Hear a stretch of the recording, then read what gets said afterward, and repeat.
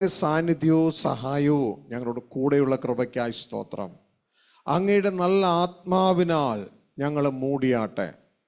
തണുപ്പുള്ള രാത്രിയിൽ ഒരു ബ്ലാങ്കറ്റ് പുതയ്ക്കുന്നത് പോലെ അങ്ങയുടെ നല്ല ആത്മാവ് ഞങ്ങളുടെ മേലൊരു പുതപ്പായി നിലകൊള്ളുവാൻ അങ്ങ് സഹായിക്കണമേ എന്ന് പ്രാർത്ഥിക്കുന്നു. ആ നല്ല ആത്മാവ് ഇവിടെ ഉള്ളതിനായി നന്ദിയോടെ ഞങ്ങൾ അങ്ങേക്ക് സ്തോത്രം ചെയ്യുന്നു. ആത്മാവിൻ്റെ പുതപ്പിൽ നിലകൊള്ളുവാൻ അങ്ങ് സഹായിക്കുന്നതിനായി സ്തോത്രം ചെയ്യുന്നു. ദൈവരാജ്യത്വം ഞങ്ങളോട് പ്രഖ്യാപിക്കുന്നു. യേശുക്രിസ്തുവിൻ്റെ കർത്തൃത്വം ഞങ്ങളോട് പ്രഖ്യാപിക്കുന്നു. പരിശുദ്ധാത്മാവിന് പൂർണ്ണ സ്വാതന്ത്ര്യം ഞങ്ങളോട് പ്രഖ്യാപിക്കുന്നു. എതിർക്കുന്ന എല്ലാ ചിന്തകളെയും, എല്ലാ വാക്കുകളെയും, എല്ലാ പ്രാർത്ഥനകളെയും, എല്ലാ പൈശാചിക ശക്തികളെയും കട്ട് ചെയ്ത് മാറ്റിക്കൊണ്ട്, യേശുവിൻ്റെ നാമത്തിൽ കട്ട് ചെയ്ത് മാറ്റിക്കൊണ്ട് ദൈവരാജ്യം ഞങ്ങളുടെ പ്രഖ്യാപിക്കുകയാണ്. ദൈവകരങ്ങളിലേക്ക് ഞങ്ങളെ ഏൽപ്പിക്കുകയാണ്. ജനത്തെ മൂടുന്ന എല്ലാ ചിന്താഭാരങ്ങളും, എല്ലാ തിന്മകളും യേശുക്രിസ്തുവിൻ്റെ അധികാരമുള്ള നാമത്തിൽ മാറിപ്പോകട്ടെ എന്ന് കൽപ്പിക്കുകയാണ്. ജനം പരിപൂർണ സ്വതന്ത്രരാകട്ടെ, പിശാചിന്റെ പ്രവർത്തികൾ തകർന്നു പോകട്ടെ എന്ന് ദൈവസന്നിധിയിൽ പ്രാർത്ഥിക്കുകയും ഇവിടെ കൽപ്പിക്കുകയും അന്തരീക്ഷത്തിൽ കൽപ്പിക്കുകയും ചെയ്യുന്നു.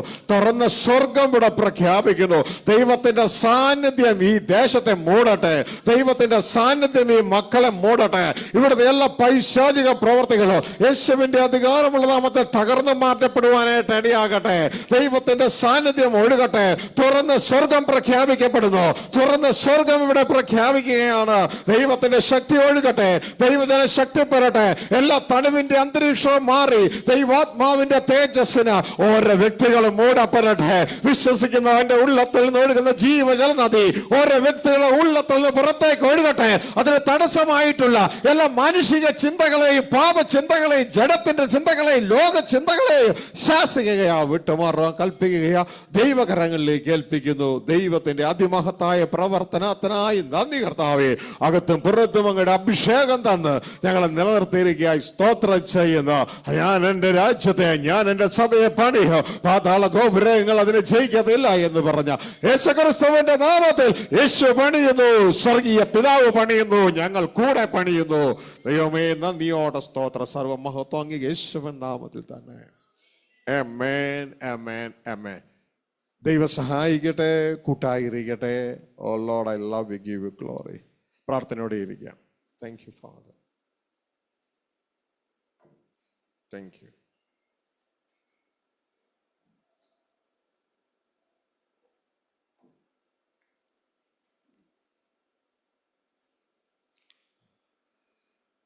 Glory to God. Hallelujah. Praise God. പ്രിയമക്കളെ, വീണ്ടും ദൈവസന്നിധിയിൽ സ്വർഗത്തിലെ ദൈവത്തിൻ്റെ പ്രകാശനമായി ഇവിടെ നിൽപ്പാൻ സ്വർഗത്തിലെ സഹായിച്ച കൃപയ്ക്കായി ദൈവത്തിന് സ്തോത്രം ചെയ്യുകയാണ്. നിങ്ങൾ ഇത്രയും പേർക്ക് കടന്നു വരുവാൻ സ്വർഗത്തിലെ ദൈവം കൃപ നൽകിയല്ലോ. ദൈവത്തിന് സ്തോത്രം. എപ്പോഴും ശ്രദ്ധിക്കേണ്ട ഒരു കാര്യം എന്ന് പറയുന്നത്, നിങ്ങൾ ഹൃദയത്തിൽ ദൈവത്തിന് നന്ദി പറഞ്ഞുകൊണ്ടായിരിക്കണം. കാരണം എത്തിപ്പെടുവാൻ ഇടയായ ജനം അനുഗ്രഹീതരാണ്. കാരണം സാത്താൻ വെച്ചിട്ടുള്ള പല കുരുക്കുകളായ നല്ലതുകളിൽ നിന്ന് രക്ഷപ്പെട്ടിട്ട് വേണം നിങ്ങൾക്ക് ഓരോരുത്തർക്കും ഈ സന്ദേശത്തിൻ്റെ ചുറ്റളവിൽ, ഈ ഹോളിലും ലോകത്തിലെവിടെയും എത്തിച്ചേരാൻ. പല രീതിയിൽ നമ്മളുടെ ഈ ജീവിത അനുഭവം, അതായത് ജീവിക്കുവാനുള്ള സമയം പിടിച്ചെടുക്കുക എന്നുള്ളതാണ് പിശാചിൻ്റെ പദ്ധതി. ഈ സന്ദേശം കേൾക്കാതെ പിടിച്ചെടുക്കുക. അവസാനം ഈ ശരീരം അവസാന ശ്വാസം തീരുന്നത് വരെ ദൈവത്തിൻ്റെ പദ്ധതി നമ്മളെ അറിയിക്കാതെ, അറിയിച്ചാലും അത് ചെയ്യിപ്പിക്കാതെ, ലക്ഷ്യത്തിലെത്തിക്കാതെ അവസാനിപ്പിക്കുക എന്നുള്ളതാണ് പിശാചിൻ്റെ ചിന്ത. അതുകൊണ്ട് വളരെ ശ്രദ്ധയോടുകൂടെ അവനവൻ്റെ ജീവിതം നേടുവാൻ എല്ലാവരെയും ഓർപ്പിക്കുകയാണ്. ശ്രദ്ധയോടുകൂടെ ആയിരിക്കുക. ഇന്ന് സ്വർഗത്തിലെ ദൈവം നിങ്ങൾക്ക് തരുവാൻ പോകുന്ന സന്ദേശം എന്ന് പറയുന്നത് ദാസനും മകനുമാണ്. ദാസനും മകനും. ദൈവരാജ്യ സുവിശേഷ ചിന്തയുമായുള്ള ബന്ധത്തിൽ ദൈവം നമ്മളെ അറിയിക്കുന്നത് ദാസനും മകനും എന്ന തലത്തിലാണ്. അപ്പോൾ എൻ്റെ പ്രിയ സഹോദരങ്ങളെ, ഒരുപക്ഷെ നിങ്ങൾ അങ്ങനെ ചിന്തിച്ചിട്ടുണ്ടാകത്തില്ലായിരിക്കാം. ഇത്തിരി ആഴമേറിയ കാര്യമാണ് ദാസനും മകനും എന്നുള്ളത്.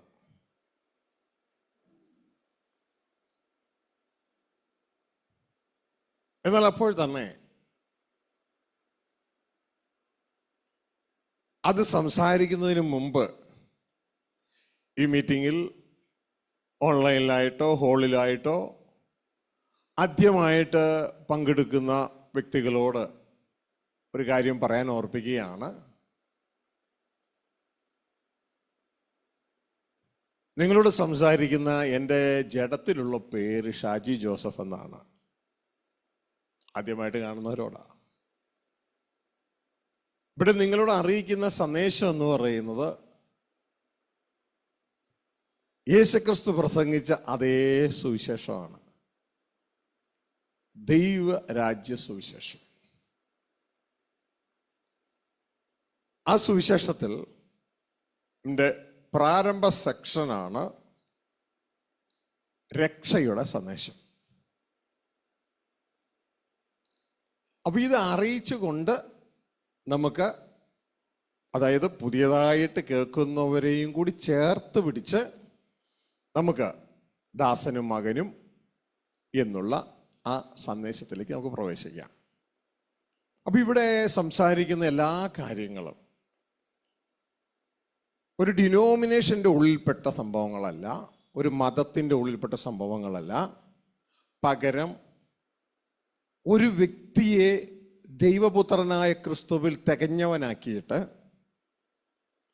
ക്രിസ്തുവിനെ ഭൂമിയിലേക്ക് അയച്ച ക്രിസ്തുവിൻ്റെയും നമ്മളുടെയും അപ്പനും ക്രിസ്തുവിൻ്റെയും നമ്മുടെയും ദൈവമായ ആ സ്വർഗസ്ഥ പിതാവിൻ്റെ ഭവനത്തിൽ എത്തിക്കുക എന്നുള്ളതാണ്. ഒരു സംഘടനയുടെയോ ഡിനോമിനേഷൻ്റെയോ പേര് നിങ്ങൾ കേൾക്കത്തില്ല. പകരം നിങ്ങൾ കേൾക്കുന്നത് ദൈവരാജ്യം, സ്വകീയ പിതാവ്, തൻ്റെ പുത്രനായ ക്രിസ്തു, ഇതൊക്കെയായിരിക്കും നിങ്ങൾ കേൾക്കുന്നത്. ഉദ്ദേശം എന്ന് പറയുന്നത് ആ ദൈവരാജ്യത്തിൽ, ദൈവ കുടുംബത്തിൽ ദൈവത്തിൻ്റെ മരിക്കാത്ത, മരണമില്ലാത്ത മക്കളായി നിങ്ങളെ മാറ്റാനാണ്. അതിനെക്കുറിച്ച് ധാരാളം മനസ്സിലാക്കേണ്ടതായിട്ട് നാമുണ്ട്. അപ്പോൾ ആദ്യമായിട്ട്, പ്രാരംഭമായിട്ട് പുതിയവർക്കുള്ളതും അതിനുശേഷം പുതിയവർക്കും പഴയവർക്കും ചേർന്നുള്ളതും കൂടി ചേർന്നായിരിക്കും പോകുന്നത്. അപ്പം ഇതുമായുള്ള ബന്ധത്തിൽ മത്തായിയുടെ സുവിശേഷം 24-ാം അധ്യായം 14-ാം വാക്യം നമുക്ക് ശബ്ദമുയർത്തി വായിക്കാം.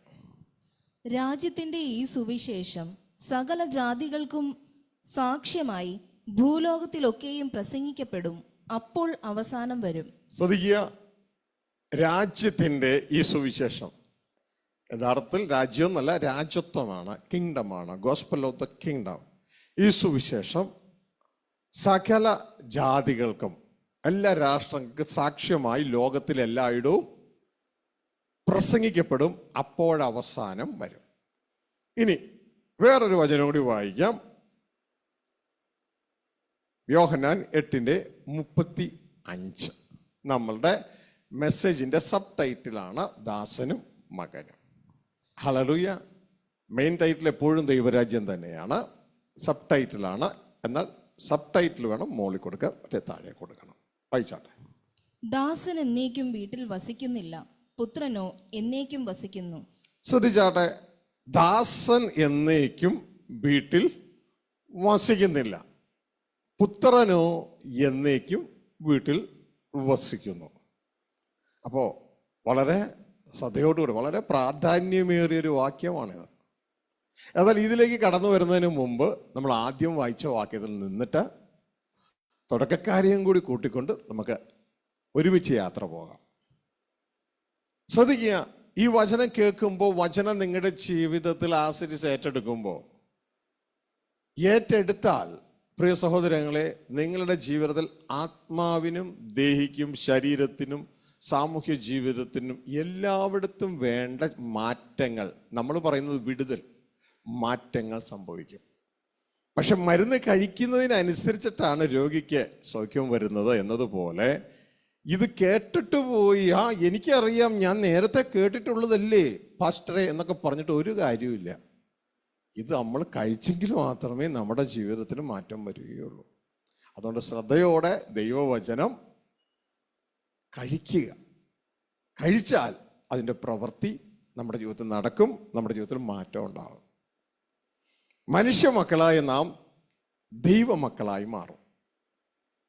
അല്ലാണ്ട് പള്ളിയിൽ പേര് രജിസ്റ്റർ ചെയ്തതുകൊണ്ടൊന്നും കാര്യമില്ല. നമ്മുടെ ജീവിതത്തിൽ മാറ്റം നടക്കണം. B practical always. ഹല്ലേലൂയ. ഞാൻ എപ്പോഴും എല്ലാവരോടും പറയും, ഞാൻ ഈ ജീവിതത്തിൽ പഠിച്ച ഒരു സന്ദേശം ഇതാണ്, വിശുദ്ധ ബൈബിളിൽ നിന്ന് പഠിച്ചൊരു സന്ദേശം. ക്രിസ്തീയ സമൂഹത്തിൻ്റെ കൂടെ പോകരുത്, ക്രിസ്തുവിൻ്റെ കൂടെ പൊക്കോളണം. ക്രിസ്തീയ സമൂഹത്തോടു കൂടെ പോയാൽ അപകട. കാരണം വിശുദ്ധ ബൈബിൾ ഒരു സ്ഥലത്ത് കിടക്കുന്നു, ക്രിസ്തീയ സമൂഹം വേറെടുത്ത് കിടക്കുന്നു. ഇതുകൊണ്ട് ദൈവവചനം ഹെബ്രായർ 12 പറഞ്ഞിരിക്കുന്നത്, സാക്ഷികളുടെ ഇത്ര വലിയ സമൂഹം നമ്മുടെ ചുറ്റും നിൽക്കുമ്പോൾ, ആരാ ഈ സാക്ഷികളെന്ന് പറയുന്നത്? ക്രിസ്ത്യാനികളാണ്. നമ്മളോട് അവരെ നോക്കാനല്ല പറഞ്ഞത്, വിശ്വാസത്തിന്റെ നായകനും പൂർത്തി വരുത്തുന്നവനുമായ യേശുവെ നോക്കുക. ഹല്ലേലൂയ. അപ്പൊ സാക്ഷികളൊക്കെ അവിടെ നിന്നോട്ടെ, അവരെ ആരും ഉപദ്രവിക്കേണ്ട, അവർക്ക് വേണ്ടി പ്രാർത്ഥിക്കുക, അവരെ സ്നേഹിക്കുക, അവരെ നോക്കണ്ട, ക്രിസ്തുവെ നോക്കുക. കാരണം സാക്ഷികളല്ല നമ്മുടെ റോൾ മോഡൽ. നമ്മുടെ ഹീറോ, നമ്മുടെ റോൾ മോഡൽ, നമ്മുടെ കർത്താവ് യേശു ക്രിസ്തുവാണ്. ഇത് നമ്മൾ തെറ്റിച്ചു കഴിഞ്ഞാൽ നമ്മൾ ലക്ഷ്യത്തിലെത്തത്തില്ല. എപ്പോഴും ക്രിസ്തുവെ നോക്കണം. ക്രിസ്തുവാകുന്ന തലയോളം വളരുവാൻ നമ്മൾ നമ്മളെ തന്നെ ഏൽപ്പിച്ചു കൊടുക്കുവാൻ ഇടയാകണം.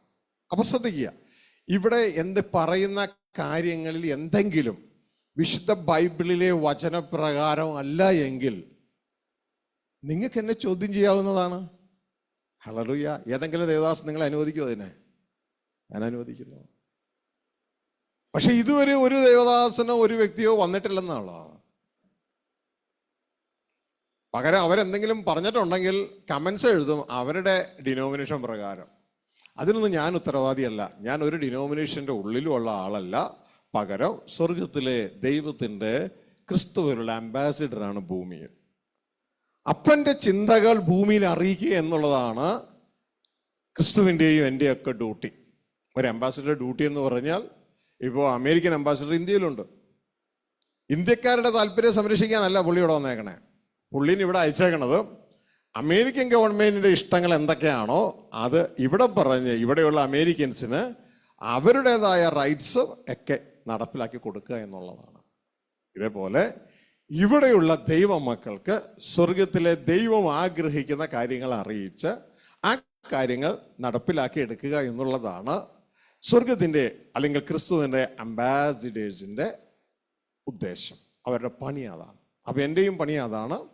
അപ്പോൾ വളരെ ശ്രദ്ധയോടുകൂടിയായിരിക്കും. ഇതിൽ കൂടാൻ അധികം ആളൊന്നും ഉണ്ടാകത്തില്ല. കാരണം ഓൾറെഡി പിശാച് ജനത്തെ പല പല വലയങ്ങളിലാക്കിയിട്ടിരിക്കുകയാണ്. കുറേ പേരെ മതമില്ല എന്ന ജയിലിലാക്കിയിട്ടിരിക്കുന്നു. അവരവിടെ കിടന്നോളും. ജീവിതകാലം മുഴുവൻ മതമില്ല ദൈവവും ഇല്ല എന്ന് പറഞ്ഞുകൊണ്ട് ഇങ്ങനെ ഇരിക്കും. വേറെ കുറേ പേരെ മതം എന്ന ജയിലിൻ്റെ ഉള്ളിലാക്കിയിട്ടിരിക്കുന്നു. മതം എന്ന് പറഞ്ഞാൽ അഭിപ്രായം എന്നാണ് അർത്ഥം. മനുഷ്യന്റെ അഭിപ്രായം. ഒരു കൂട്ടർക്ക് ഒരഭിപ്രായം, ഇതാണ് ദൈവം. വേറൊരു കൂട്ടർക്ക് അതാണ് അഭിപ്രായം, അതാണ് ദൈവം. അതിനൊരു പേരിടുന്നു, ഒരു മതം. ഇവർ മറ്റതിന് വേറൊരു പേരിടുന്നു, വേറൊരു മതം. ഇനി വേറൊരു കൂട്ടർ വേറെ കുറച്ച് പേരോട് കൂടിയിട്ട് അത് വേറൊരു ദൈവമാക്കുന്നു, അത് വേറൊരു മതം. ഇതിൻ്റെ ഇടയിൽ ഒരു മതം, ക്രിസ്തീയ മതം. ക്രിസ്തു ഒരു മതം ഉണ്ടാക്കിയിട്ടില്ല. ഹല്ലേലൂയ. ഈ ക്രിസ്തു ഒരു മതം ഉണ്ടാക്കിയിട്ടില്ല. ക്രിസ്തു വ്യക്തമായി ബൈബിളിൽ പറയുന്നു, ഞാനാണ് വഴി. വഴിയാണ്. ഞാൻ ലക്ഷ്യമല്ല, ഞാൻ വഴിയാണ്. ശ്രദ്ധിച്ച് കേൾക്കുക. യേശുക്രിസ്തു പറയുന്നത് ഞാൻ വഴിയാണ്, ലക്ഷ്യം എൻ്റെ പിതാവാണ്, പിതാവിൻ്റെ ഭവനമാണ്. ഹല്ലേലൂയ. നമ്മൾ അതുകൊണ്ടൊരു മതം ഉണ്ടാക്കി ക്രിസ്തുവിനെ ചുറ്റും സ്തുതിച്ചോ ആരാധിച്ചോ അവിടെ അവസാനിക്കുന്നു.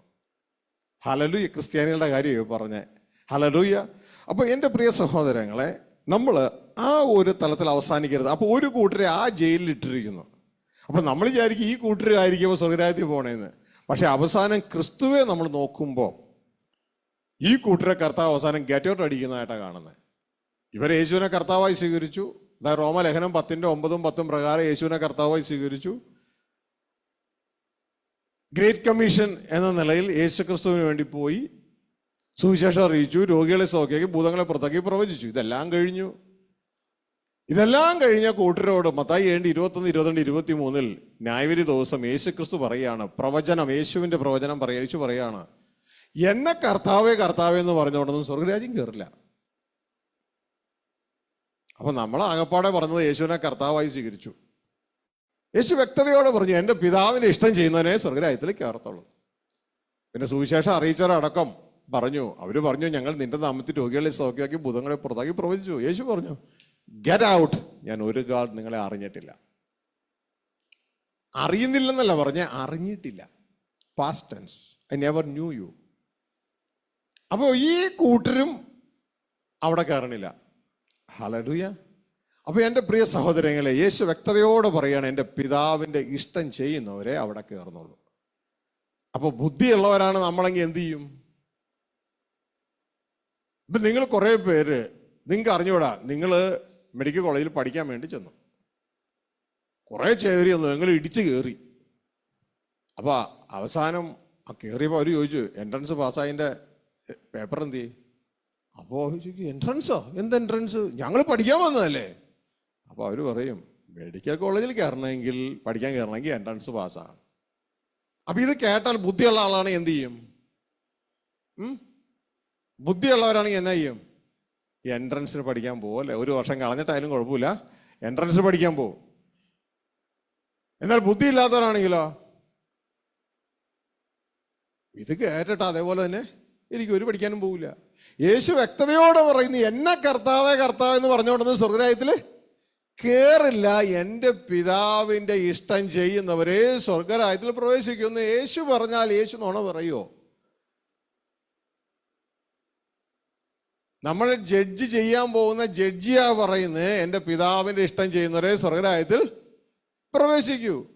അപ്പം നമ്മളിൽ നല്ലൊരു പങ്ക് ഇത് കണ്ടില്ല എന്ന് അടിക്കുന്നു. ഈ പൂച്ച കണ്ണടച്ച് പാൽ കുടിക്കുമ്പോൾ പൂച്ചയുടെ ചിന്ത എന്നാ? ആരും കാണുന്നില്ലെന്നാ. അപ്പൊ നമ്മുടെ ചിന്ത, യേശു ഇത് പറഞ്ഞത് നമ്മൾ കണ്ടില്ല, അറിഞ്ഞില്ല എന്ന് ചിന്തിച്ചിരിക്കുക. യേശു തമാശ പറഞ്ഞതല്ല, ഉള്ള കാര്യമോ പറഞ്ഞേ. യേശുവിനെ കർത്താവേ കർത്താവേ എന്ന് വിളിച്ചപ്പോൾ നമ്മൾ സൗജന്യമായി ലോകത്ത് നിന്ന് രക്ഷപ്പെട്ടു. അതാണ് അവിടെ ആദ്യം പ്രസംഗിക്കാൻ പോണേ. എന്നാൽ സ്വർഗ്ഗരാജ്യത്തിൽ കയറാനുള്ള യോഗ്യത അതല്ല. യേശു പറയുന്നു, എൻ്റെ പിതാവിൻ്റെ ഇഷ്ടം ചെയ്യുന്നവരെ സ്വർഗ്ഗരാജ്യത്തിൽ പ്രവേശിക്കും. അപ്പൊ ഇത് വ്യക്തതയോടെ നാം മനസ്സിലാക്കണം.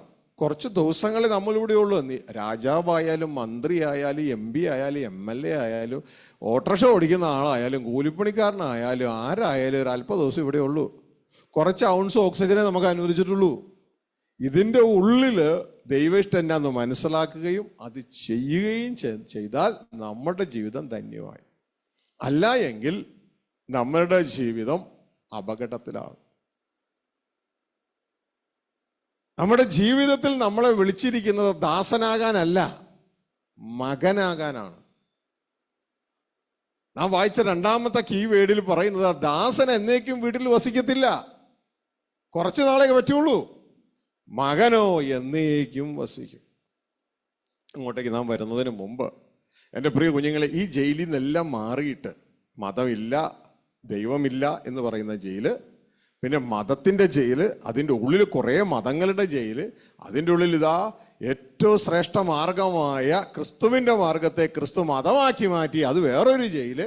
അവസാനം ക്രിസ്തു കൂട്ടമായി അവരോട് പറയുന്നു, ഗെറ്റ് ഔട്ട്, ഞാൻ ഒരു കാലത്ത് നിങ്ങളെ അറിഞ്ഞിട്ടില്ല എന്ന് പറയുന്ന ദാരുണമായ അന്ത്യം. ഇതിൻ്റെ നടുവിൽ വിശ്വാസന നായകനും പൂർത്തിവരുത്തനായ യേശുവെ നോക്കുമ്പോൾ യേശു ഭൂമിയിൽ അറിയിച്ച സന്ദേശമാണ് നാം ആദ്യം വായിച്ചത്. മത്തായി 24:14 രാജത്വത്തിൻ്റെ ഈ സുവിശേഷം സർവരാഷ്ട്രങ്ങൾക്കും സാക്ഷ്യമായി ലോകത്തിൽ എല്ലായിടവും അറിയിക്കപ്പെടും. അതോടെ യുഗം അവസാനിക്കും.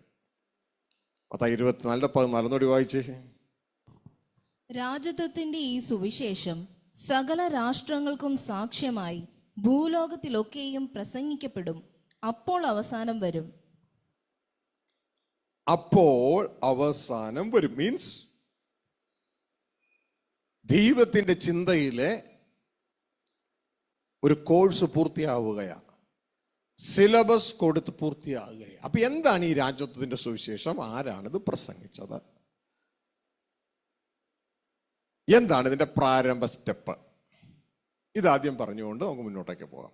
അതെല്ലാവർക്കും പ്രയോജനകരമായി തീരട്ടെ. മുമ്പ് കേട്ടിട്ടുള്ളവർക്കും ആദ്യമായിട്ട് കേൾക്കുന്നവർക്കും എല്ലാം. പ്രിയ സഹോദരങ്ങളെ, ഇത് പ്രസംഗിച്ച വ്യക്തി എന്ന് പറയുന്നത് ദൈവത്തിന്റെ പുത്രനായ ക്രിസ്തുവാണ്.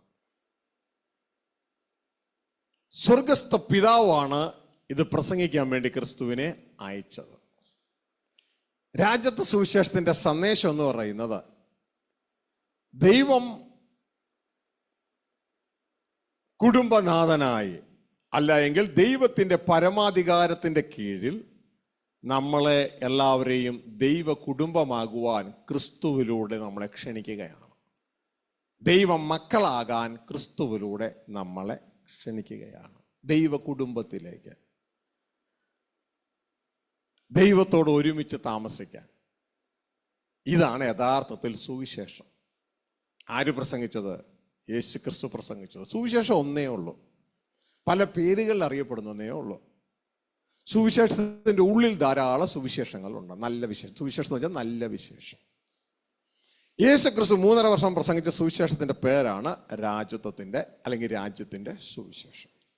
അതിന്റെ അർത്ഥം ഇതാണ്: സ്വർഗസ്ഥ പിതാവോട് കൂടെ നമ്മളെ ആ പിതാവിന്റെ ഗൃഹനാഥ സ്ഥാനത്തിന്റെ കീഴിൽ, ആധിപത്യത്തിന്റെ കീഴിൽ മക്കളായി നമ്മളെ വിളിച്ചിരിക്കുകയാണ്. ഇത് പെട്ടെന്ന് മനസ്സിലാക്കാൻ ബൈബിളിൽ ധൂർത്തപുത്രൻ എന്ന് പറഞ്ഞൊരു കഥാപാത്രമുണ്ട്. ആ കഥാപാത്രം തൻ്റെ ലോകത്തിലെ പന്നിക്കൂട്ടിലേക്ക് ചെന്ന, അത് പന്നിക്കൂട്ട് കാണിക്കുന്ന ലോകമാണ്. ആ ലോകത്തിലെ സകല പദ്ധതിയും വിട്ട് തിരിച്ച് അപ്പൻ്റെ അടുക്കൽ വന്ന് അപ്പനോട് ഒരുമിച്ച് താമസിക്കുന്നതാണ് സുവിശേഷം. ദൈവത്തോടു കൂടെയുള്ള ജീവിതമാണ് ആ നല്ല വിശേഷം. അതിൻ്റെ താഴെ പല പല നല്ല വിശേഷങ്ങളുണ്ട്. അതിന് ആ ഒരു ജീവിതത്തിൽ നാം എത്തണമെങ്കിൽ ആദ്യമേ നാം രക്ഷപ്പെടണം.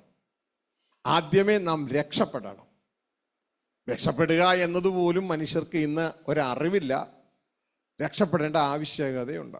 അപ്പോൾ എന്താണ് ആ സുവിശേഷത്തിന്റെ ഡീറ്റെയിൽ എന്ന് ഒരു വാക്കിൽ ഞാൻ നിങ്ങളോട് പറയാം. അപ്പോൾ നിങ്ങൾ പലരും ഒരു പക്ഷേ നോർമൽ സഭകളിൽ നിന്ന് വിട്ടുമാറി സുവിശേഷം അറിയിക്കുന്ന ക്രിസ്തീയ ഗ്രൂപ്പുണ്ട്. അവരറിയിക്കുന്ന സുവിശേഷം എന്ന് പറഞ്ഞാൽ രക്ഷയുടെ സുവിശേഷമാണ്. അവരറിയിക്കുന്നത് യേശു അറിയിച്ച ദൈവരാജ്യ സുവിശേഷം അല്ല, രക്ഷയുടെ സുവിശേഷമാണ്. അപ്പൊ രക്ഷയുടെ സുവിശേഷത്തിൽ പരിചയമുള്ളവർക്ക് ഈ വാക്ക് വായിക്കുമ്പോൾ മനസ്സിലാകും. കാരണം ദൈവരാജ്യ സുവിശേഷവും രക്ഷയുടെ സുവിശേഷവും തമ്മിലുള്ള ബന്ധം, ദൈവരാജ്യ സുവിശേഷത്തിന്റെ ഉള്ളിലെ പ്രാരംഭ സ്റ്റെപ്പാണ് രക്ഷയുടെ സുവിശേഷം. ദൈവരാജ്യ സുവിശേഷം എന്ന് പറഞ്ഞാൽ ദൈവത്തോട് കൂടെ നാം ജീവിക്കുന്നതാണ് ദൈവരാജ്യ സുവിശേഷം.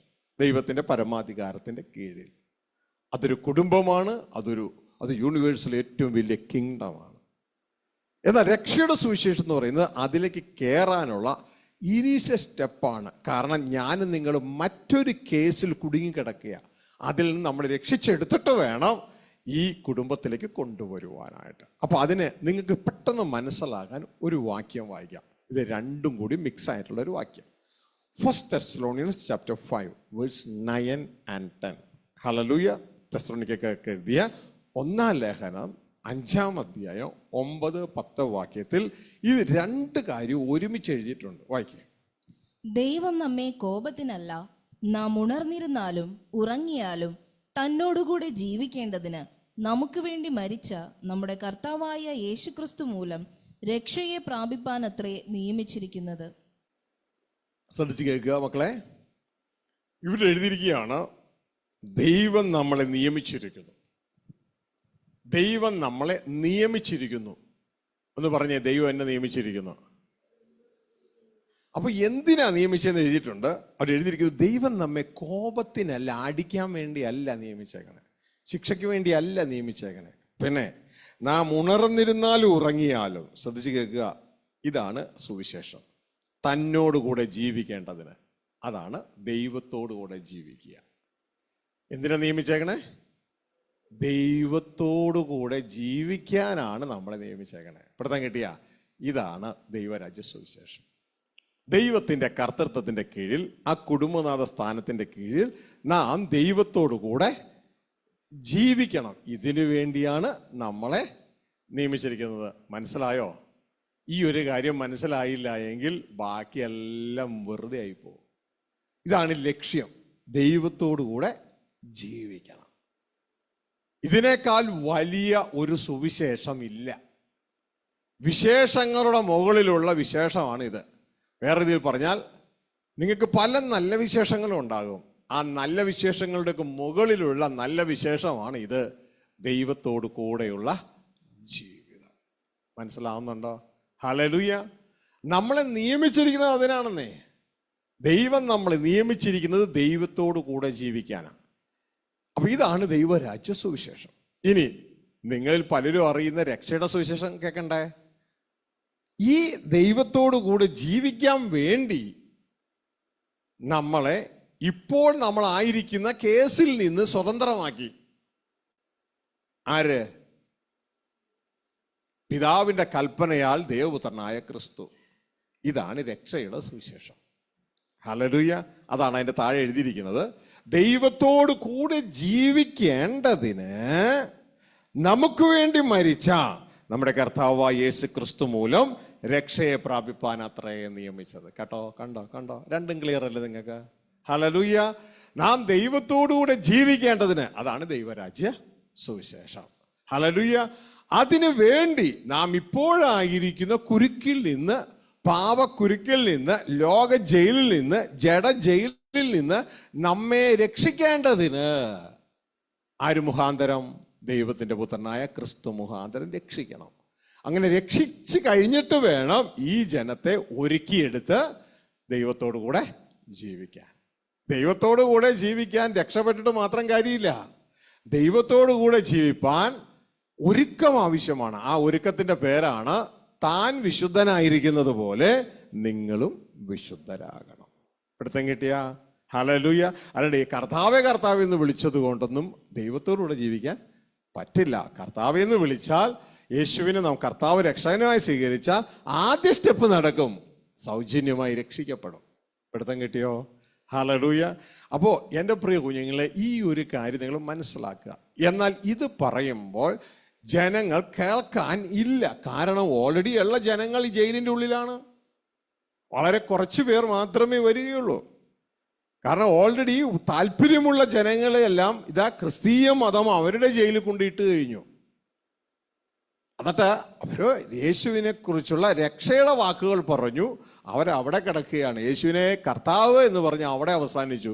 എന്നാൽ ഈ ദൈവത്തിൻ്റെ ഇഷ്ടമായ ദൈവരാജ്യ സുവിശേഷം, അതായത് അപ്പനോടുകൂടെ ജീവിപ്പാൻ നമ്മുടെ ശുദ്ധീകരണത്തിലൂടെ ദൈവപുത്രനായി വെളിപ്പെടുന്നതിനെ കുറിച്ചും മിണ്ടുന്നില്ല. യേശുവിൻ്റെ ചുറ്റും കിടന്ന് ആരാധിച്ച് സ്തുതിച്ച് അവസാനിക്കുകയാണ്. യേശു അങ്ങനെയല്ല പറഞ്ഞത്. ഈ പുസ്തകത്തിൽ നിങ്ങൾക്ക് എവിടെയെങ്കിലും കാണിച്ചു തരാമോ ഇന്ന് സഭകളിൽ ബഹുഭൂരിപക്ഷം കാണിക്കുന്നത്? യേശു ഭൂമിയിൽ ജീവിച്ചിരുന്ന സമയത്ത് മറിയയും ശിഷ്യന്മാരും യേശുവിൻ്റെ ചുറ്റിൽ കിടന്ന് ഈ സ്തുതിച്ച് ആരാധിച്ച് അവസാനിപ്പിക്കുകയായിരുന്നോ? ഈ പുസ്തകത്തിൽ നിങ്ങൾക്കൊന്ന് കാണിച്ചു തരാമോ? പകരം യേശു എന്നാ പറഞ്ഞേ? ഞാൻ വന്നത് എന്തിനു വേണ്ടിയാന്നാ പറഞ്ഞേ?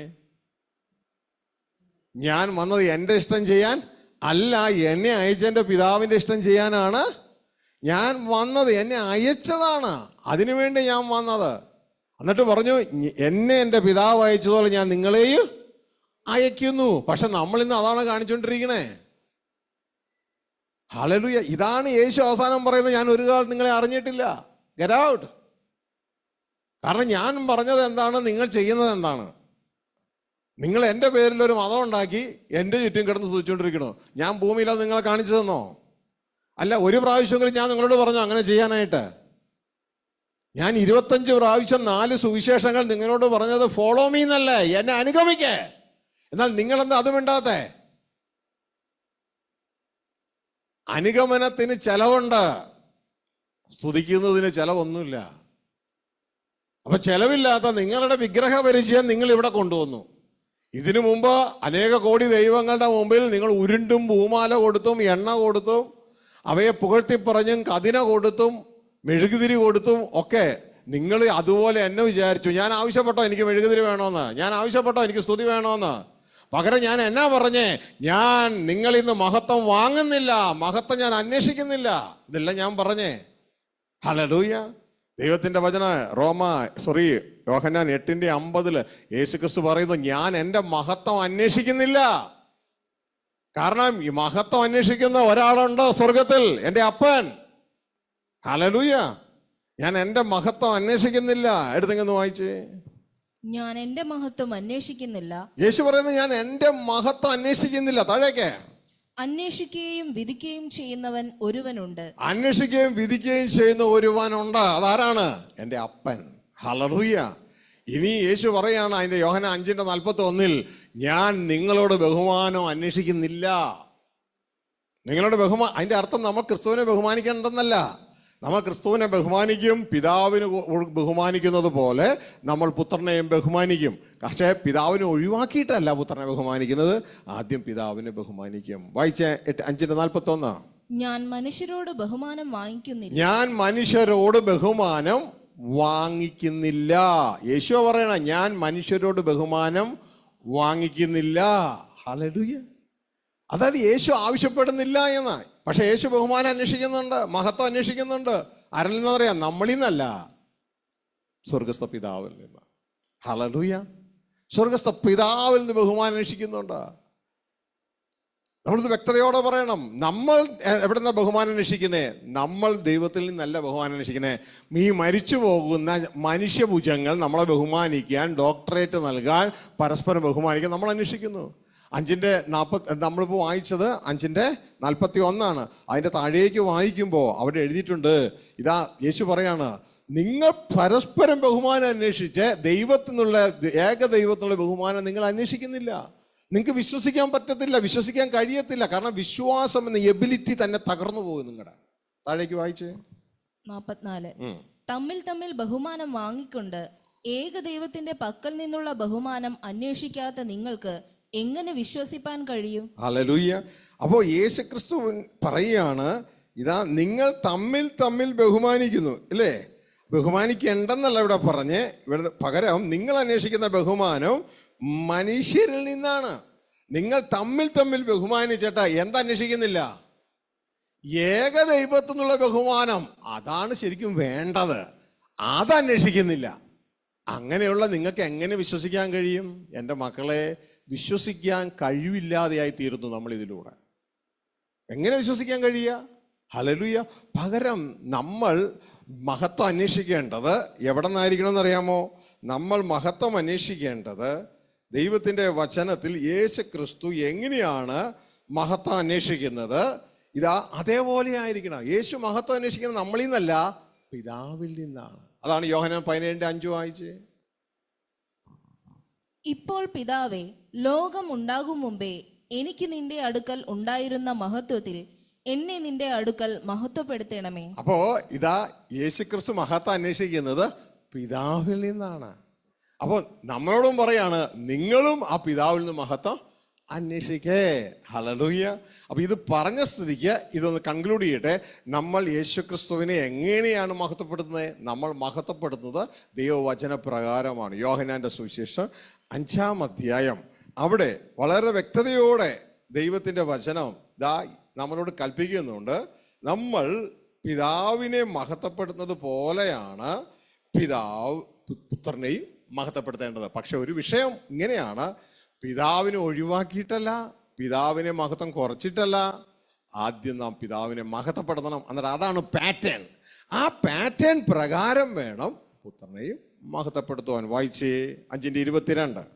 എല്ലാവരും പിതാവിനെ ബഹുമാനിക്കുന്നത് പോലെ പുത്രനെയും ബഹുമാനിക്കേണ്ടതിന് പിതാവ് ആരെയും ന്യായം വിധിക്കാതെ ന്യായവിധിയെല്ലാം പുത്രന് കൊടുത്തിരിക്കുന്നു. ഹല്ലേലൂയ. അപ്പോൾ ക്ലിയർ ആണല്ലോ. ഹല്ലേലൂയ. എങ്ങനെയാണ് എല്ലാവരും പിതാവിനെ ബഹുമാനിക്കണം? പൂർണ്ണാത്മാവോടും പൂർണ്ണ മനസ്സോടും പൂർണ്ണ ശക്തിയോടും കൂടെ നിന്റെ ദൈവമായ കർത്താവിനെ സ്നേഹിപ്പേൻ. എല്ലാവരും പിതാവിനെ ബഹുമാനിക്കും. 100% നാം പിതാവിനെ ബഹുമാനിക്കുമ്പോൾ ഇതാ യഹൂദന്മാർ ദേവാലയത്തിലേക്ക് ഒരു യാഗമായി ചെല്ലുന്നത് പോലെ നമ്മൾ 100% ആത്മാവിലും 100% മനസ്സിലും 100% ശരീരത്തിലും ഇതാ നമ്മൾ നമ്മളെ തന്നെ ദൈവകരങ്ങളിൽ സമർപ്പിക്കുമ്പോൾ, അങ്ങനെ സമർപ്പിക്കുന്നവർ വളരെ കുറവാണ്, സമർപ്പിക്കുമ്പോൾ ആ യാഗവസ്തു അത് പ്രാവാകട്ടെ മറ്റെന്താകട്ടെ ചാരമായി പോകും, ഒന്നുമില്ലാതെയായി പോകും. 100%. അപ്പോ ഈ ആരെയാണോ നമ്മൾ ബഹുമാനിച്ചേ ആ ദൈവം നമ്മളോട് പറയും, എന്നെ ബഹുമാനിച്ചതുപോലെ എൻ്റെ പുത്രനെയും ബഹുമാനിക്കുക. മനസ്സിലായോ? അപ്പോ നമ്മൾ അതേപോലെ തന്നെ പുത്രനെയും ആരുടെ കൽപ്പനയാൽ? പിതാവിന്റെ കൽപ്പനയാൽ ബഹുമാനിക്കുമ്പോൾ യഥാർത്ഥത്തിൽ പുത്രന് കിട്ടുന്ന ബഹുമാനം എവിടെ നിന്നാ? നമ്മളിൽ നിന്നാണോ പിതാവിൽ നിന്നാണോ? പിതാവിൽ നിന്ന്. ആ ബഹുമാനം പുത്രൻ സ്വീകരിക്കും. പിടുത്തം കിട്ടിയ? ഹല്ലേലൂയ. ഇതാണ് ദൈവത്തിന്റെ വചനം. ഇപ്പൊ അത് പറഞ്ഞു വന്നതിന്റെ കാരണം ഇതൊക്കെ വിട്ടിട്ട് നമ്മൾ പുത്രന്റെ ചുറ്റും കിടന്ന് വട്ടം കറങ്ങി അവസാനം പറയും എന്നെ കർത്താവേ കർത്താവ് എന്ന് പറഞ്ഞുകൊണ്ടൊന്നും, അതായത് എന്നെ ഉയർത്തി പറഞ്ഞുകൊണ്ടൊന്നും ഒരു കാര്യവും ഇല്ല. പുകഴ്ച വാക്കുകൾ വീഴുന്ന ആളൊന്നുമല്ല ഞാനും എൻ്റെ അപ്പനോ.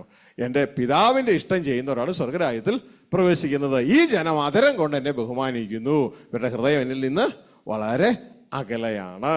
പകരം യേശു പറഞ്ഞ സന്ദേശം ശ്രദ്ധിക്കുക.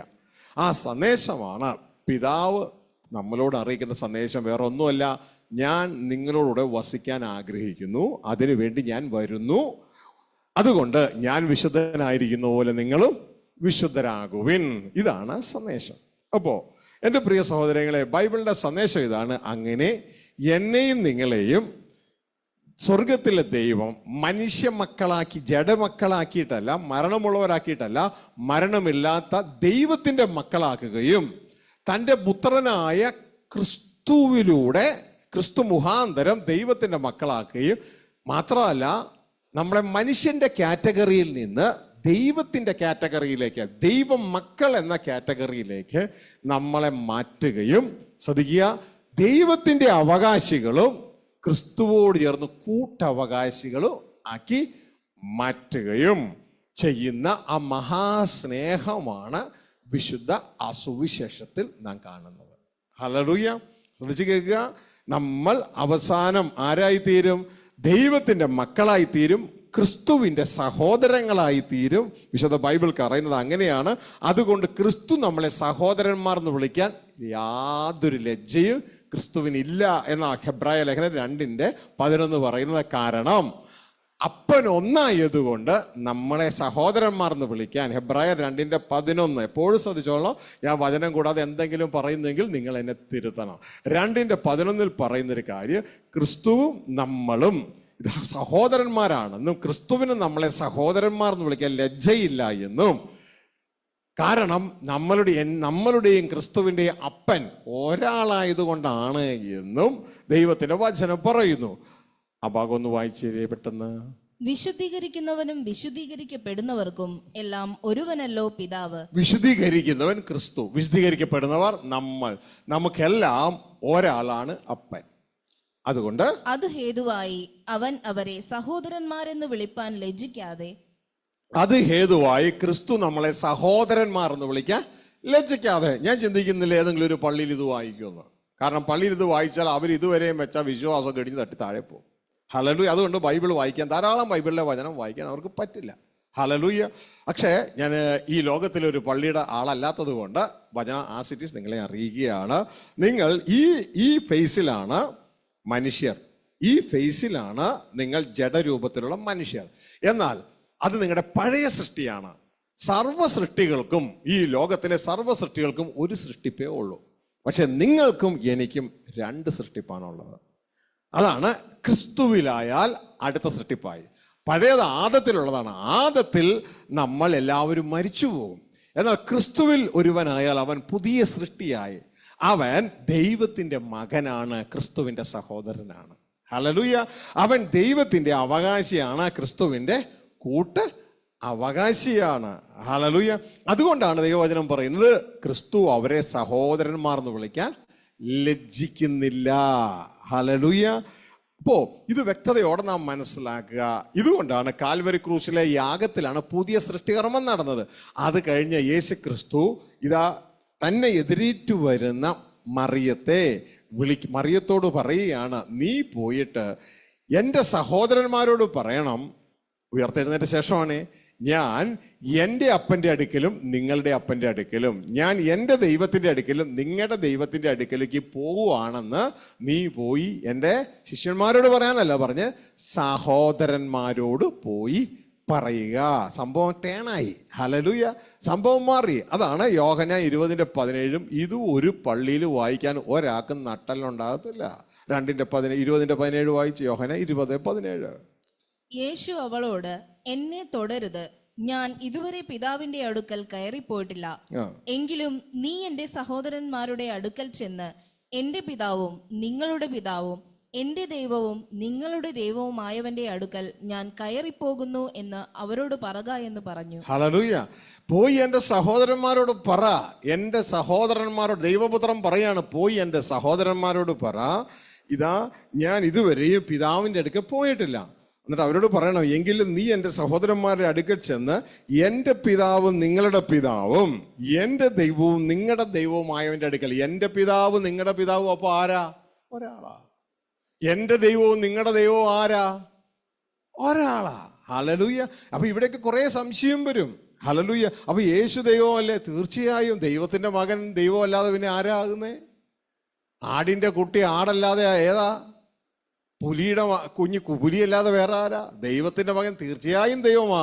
അതുകൊണ്ടാണ് ദൈവത്തിന്റെ വചനം പറയുന്നത്, അവൻ അത്യുന്നതന്റെ മകൻ എന്ന് വിളിക്കപ്പെടും. സ്വർഗത്തിലെ ദൂതൻ വന്നിട്ട് ഇതാ മറിയോട് പറയാണ്, അവൻ അത്യുന്നതനെന്നല്ല, അത്യുന്നതന്റെ മകൻ എന്ന് വിളിക്കപ്പെടും.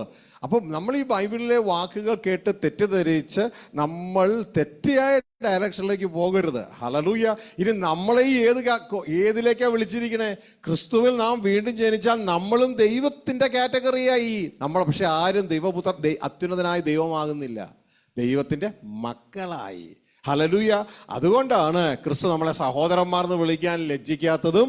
മാത്രമല്ല, ദൈവത്തിന്റെ വചനം പറയുന്ന ഒരു കാര്യം എന്ന് പറയുന്നത്, ഇനി ഇതാർക്കെങ്കിലും വിശ്വസിക്കാൻ പ്രയാസമാണെങ്കിൽ ദൈവത്തിന്റെ വചനം പറയുന്നു, നാം ക്രിസ്തുവിന്റെ അവകാശികളല്ല, ക്രിസ്തുവോട് ചേർന്ന് കൂട്ടവകാശികളാ.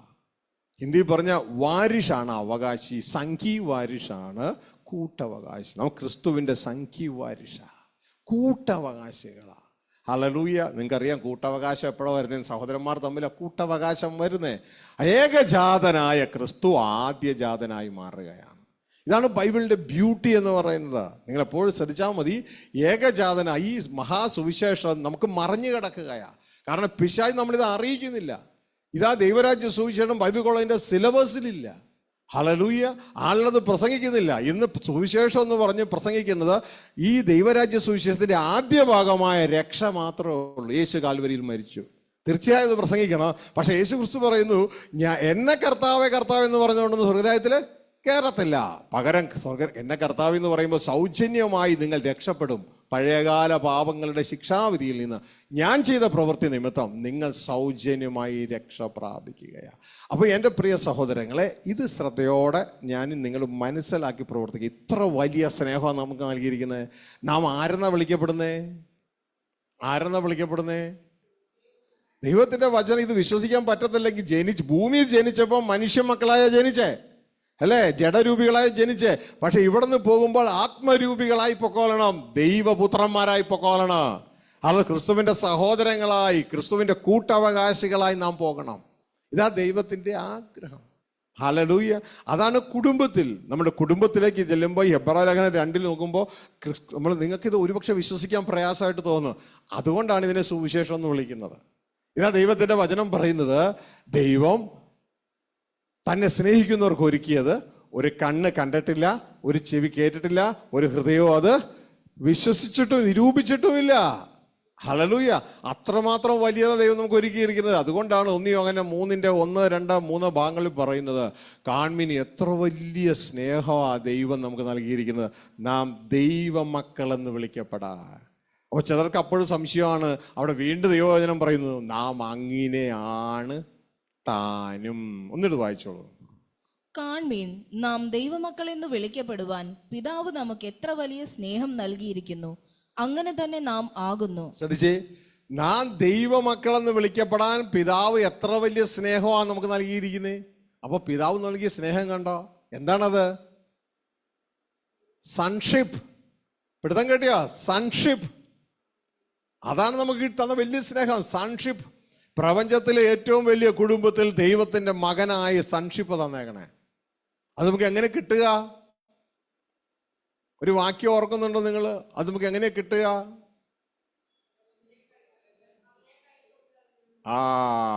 യോഹന്നാൻ 1:12 യേശുക്രിസ്തുവിനെ കൈക്കൊണ്ട് യേശുക്രിസ്തുവിന്റെ നാമത്തിൽ വിശ്വസിക്കുന്ന ഏവർക്ക് ദൈവത്തിന്റെ മക്കളാകാൻ ദൈവം അധികാരം കൊടുത്തു. അധികാരം തന്നേക്കണ ആർക്ക്? മനുഷ്യർക്ക്. മനുഷ്യർക്ക് ദൈവമക്കളാകാൻ അധികാരം. മനസ്സിലാവുന്നുണ്ടോ?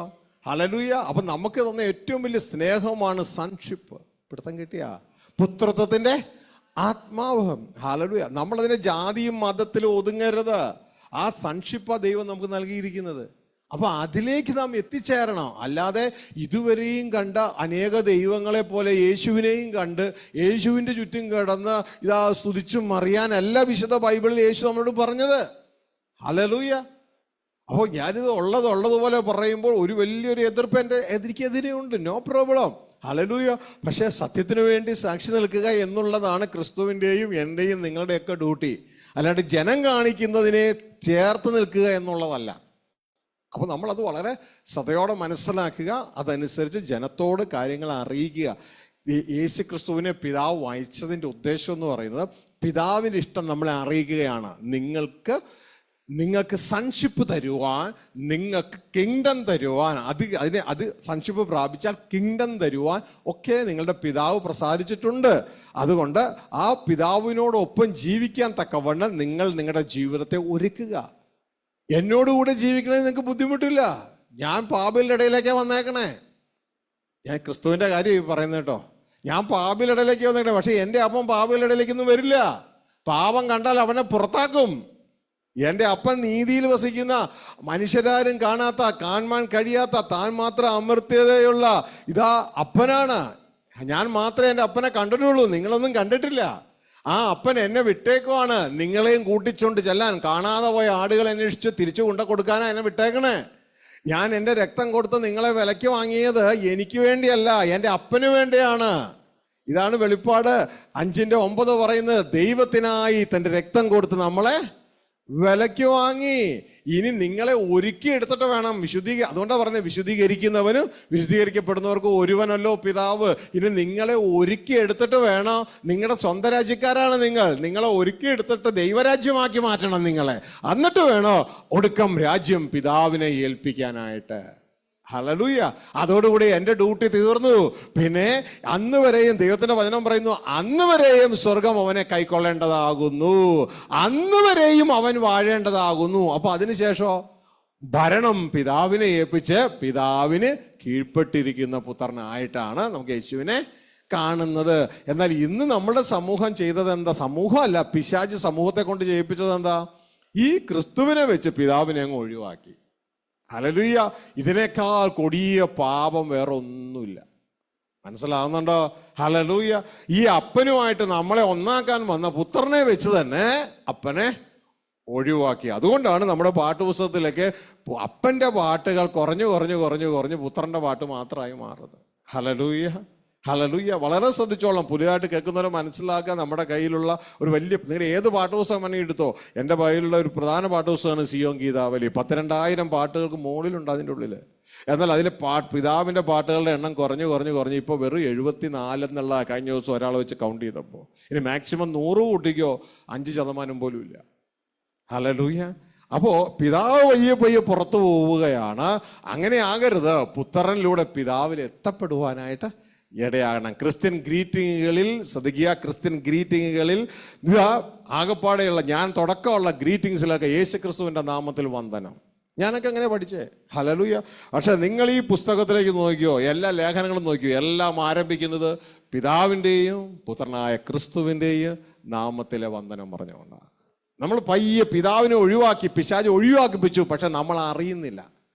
അതറിയണം, ഇത് മനസ്സിലാക്കണം, നമ്മൾ പ്രവർത്തിക്കണം. ഈ പള്ളികളിലേക്ക് കയറി ചെന്നു ആരാധന നടക്കുന്ന സമയത്ത് പാടുന്ന പാട്ടെല്ലാം പുത്രനെ കുറിച്ചായിരിക്കും, പിതാവിനെ കുറിച്ചുള്ള പാട്ടുകൾ കാണാനില്ല. ഇനി വല്ലപ്പോഴും മാസത്തിൽ 1 എണ്ണം കിട്ടി, 2 എണ്ണം കിട്ടിയാലായി. ഇതിൻ്റെ ഒരു ചിത്രമാണ് നമ്മുടെ കുടുംബങ്ങളിൽ കാണുന്നത്.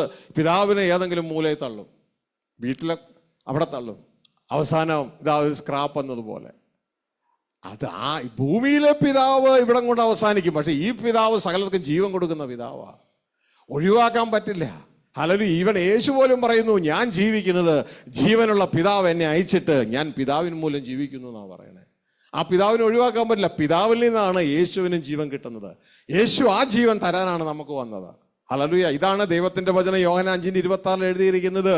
പിതാവിന് തന്നിൽ തന്നെ ജീവൻ ഉള്ളതുപോലെ പുത്രന് ജീവൻ ഉണ്ടാകാൻ വരം കൊടുത്തിരിക്കുന്നു, വരം കിട്ടിയിരിക്കുകയാണ്. ഹല്ലേലൂയ. ഇതാണ് യേശുക്രിസ്തു പറയുന്നത്, ഇതാ ജീവനുള്ള പിതാവ് എന്നെ അയച്ചിട്ട് ഞാൻ പിതാവിൻ നിമിത്തം ജീവിക്കുന്നത് പോലെ എന്നെ തിന്നുന്നവൻ ഞാൻ നിമിത്തം ജീവിക്കും. ജീവന്റെ സോഴ്സ്, എല്ലാ നന്മകളുടെ ആരംഭ സ്വർഗസ്ഥ പിതാവാണ്. ആ ഭരണകൂടാരത്തിന്റെ ഉള്ളിലാണ് ക്രിസ്തു, ക്രിസ്തുവിന്റെ ഉള്ളിലാണ് നമ്മൾ. ഈ ഒരു തിരിച്ചറിയണം. ക്രിസ്തുവിന്റെ തല പിതാവ്, സ്വർഗസ്ഥ പിതാവ്, സ്വർഗസ്ഥ പിതാവിന്റെ ശരീരം ക്രിസ്തു, ക്രിസ്തുവിന്റെ ഉള്ളിലെ അവയവങ്ങളാണ് ഞാനും നിങ്ങളും, എല്ലാം കൂടെ ഒരു ബോഡി. ഹല്ലേലൂയ. ഇതാണ് വിശുദ്ധ ബൈബിൾ പറയുന്നത്. ഹല്ലേലൂയ. നമ്മളെ ഏക ശരീരമായി ക്രിസ്തുവിൽ വിളിച്ചിരിക്കുന്നു. ആരുടെ ശരീരമായി? ദൈവത്തിന്റെ ശരീരമായ ക്രിസ്തുവിന്റെ ശരീരമായി നമ്മളെ വിളിച്ചിരിക്കുന്നു. എല്ലാം കൂടി ഒന്ന്, അതാണ് ദൈവരാജ്യം. അപ്പോൾ എൻ്റെ പ്രിയ സഹോദരങ്ങളെ, രത്നചുരുക്കമായി ഈ സന്ദേശം നിങ്ങളെ അറിയിച്ചു. കൂടുതലായിട്ട് ഓൺലൈനിൽ ശ്രവിക്കുന്ന നിങ്ങൾക്കിത് അറിയാൻ താല്പര്യമുണ്ടെങ്കിൽ നിങ്ങൾ യൂട്യൂബിൽ SVJ messages, Shaji Vambanatt Joseph messages subscribe ചെയ്യുക. അനേക മെസ്സേജുകൾ, ദൈവരാജ്യ മെസ്സേജ് നിങ്ങൾക്ക് ലഭ്യമാണ്. ഇതിൻ്റെയൊക്കെ ഡീറ്റെയിൽ അടക്കം, ഡെമോൺസ്ട്രേഷൻ അടക്കം അവിടെ അതിൽ കൊടുത്തിട്ടുണ്ട്. പിന്നെ ഞങ്ങളുടെ വെബ്സൈറ്റ് www.kingdommessages.com വെബ്സൈറ്റിൽ കയറിയ ഈ സന്ദേശങ്ങളും ഡെയിലി ബ്രെഡ്, പാട്ടുകൾ, ഞങ്ങളുടെ പുസ്തകങ്ങൾ എല്ലാം നിങ്ങൾക്ക് പ്രിയ സഹോദരങ്ങളെ അവിടെ അതിലൂടെ നിങ്ങൾക്ക് കിട്ടുന്നതാണ്, മനസ്സിലാക്കാവുന്നതാണ് ഓർപ്പിക്കുന്നു. ഫേസ്ബുക്കിൽ ഷാജി ജോസഫിൻ്റെ ഫേസ്ബുക്ക് നിങ്ങൾക്ക് ഫോളോ ചെയ്യാം. നിങ്ങൾക്ക് അതിലൂടെ ധാരാളം അപ്ലോഡ് ചെയ്യുന്ന സന്ദേശങ്ങൾ നിങ്ങൾക്ക് ലഭ്യമാണ്. അതോടൊപ്പം ഞങ്ങളുടെ ബൈബിൾ സ്കൂളുണ്ട്, ടെലിഗ്രാമിലെ ബൈബിൾ സ്കൂളുണ്ട്, അതിലും നിങ്ങൾക്ക് പ്രവേശിക്കാവുന്നതാണ്. തുടക്കം മുതലുള്ള എല്ലാ ക്ലാസ്സുകളും, ഏകദേശം 400 ക്ലാസ്സുകൾ എടുത്ത് ഓൾറെഡി കഴിഞ്ഞു. എല്ലാം വചനം പഠിക്കാനായിട്ട്, ഇതാ നേരിട്ട് ഒന്ന് പഠിക്കാൻ ഭയമുള്ളവർക്ക് നിങ്ങളുടെ ജീവിതത്തിൽ ലോകത്തിൻ്റെ ഏത് ഭാഗത്തിലിരുന്നും ടെലിഗ്രാമിലൂടെ അത് നിങ്ങൾക്ക് കയറി നിങ്ങൾക്ക് വചനം പഠിക്കാം. ഇതുവരെ പഠിപ്പിച്ച എല്ലാ ക്ലാസ്സുകളും അതിൻ്റെ ഉള്ളിൽ തന്നെ ഉണ്ട്. നിങ്ങൾക്ക് അത് കൂടുതലായിട്ട് മനസ്സിലാക്കുവാനായിട്ട് ഇടയാകും. അപ്പോൾ പ്രിയ സഹോദരങ്ങളെ, ഇവിടെ നാം കേട്ടു, ദൈവത്തോട് കൂടെ ജീവിക്കേണ്ടതിന് യേശുക്രിസ്തു മുഖാന്തരം രക്ഷ പ്രാപിപ്പാൻ അത്രയും നമ്മളെ നിയമിച്ചത്. ഇവിടെയാണ് നിങ്ങൾ സാധാരണ കേൾക്കുന്ന രക്ഷയുടെ സുവിശേഷം. ഇതാണ്, നമ്മൾ ലോകത്തിൻ്റെ പിടിയിലായിരുന്നു, പാപത്തിൻ്റെ പിടിയിലായിരുന്നു, ലോകമെന്ന ജയിലിലായിരുന്നു. ഇവിടെ നമ്മൾ അകപ്പെട്ടു പോയത് നമ്മുടെ പാപങ്ങൾ നിമിത്തമാണ്. ദൈവത്തിൻ്റെ നിയമം ഇതാണ്, പാപത്തിൻ്റെ ശമ്പളം മരണമാണ്.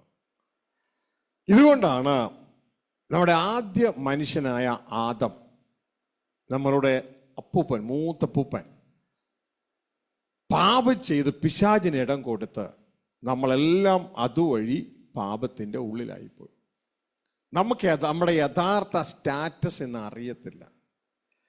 റോമ 5:12 ദൈവത്തിൻ്റെ വചനം പറയുന്നു, ഏക മനുഷ്യനാൽ പാപവും പാപത്താൽ മരണവും ലോകത്തിൽ കടന്നു.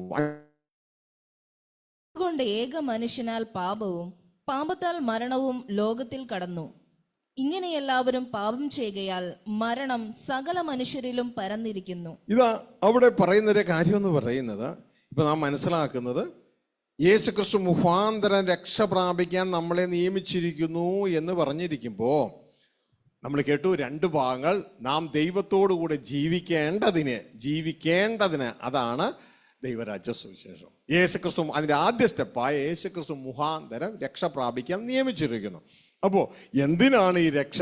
ദൈവത്തിൻ്റെ വചനം പറയുന്നു, പാപം ചെയ്തു ഏക മനുഷ്യൻ, അതാണ് ആദം, പാപവും പാപത്താൽ മരണവും ലോകത്തിൽ കടന്നു. മരണം മരണത്തിൻ്റെ അധികാരിയാണ് പിശാച്.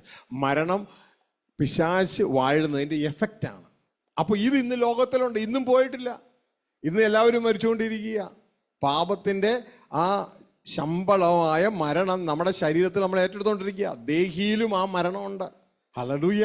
എന്നാൽ ആ ദേഹിയിൽ നിന്ന് അത് ഒഴിവാക്കാനായിട്ട് നമുക്ക് കഴിയും. അതിനുള്ള ഫെസിലിറ്റി യേശുക്രിസ്തു വരുന്നത് വരെ ഇല്ലായിരുന്നു. എന്നാൽ യേശുക്രിസ്തു വന്നതിന് ശേഷം യേശുക്രിസ്തു നമ്മുടെ പാപത്തിനു വേണ്ടി നാം മരിക്കേണ്ട സ്ഥാനത്ത് കാൽവരി ക്രൂശിൽ നമുക്ക് വേണ്ടി യാഗമായി.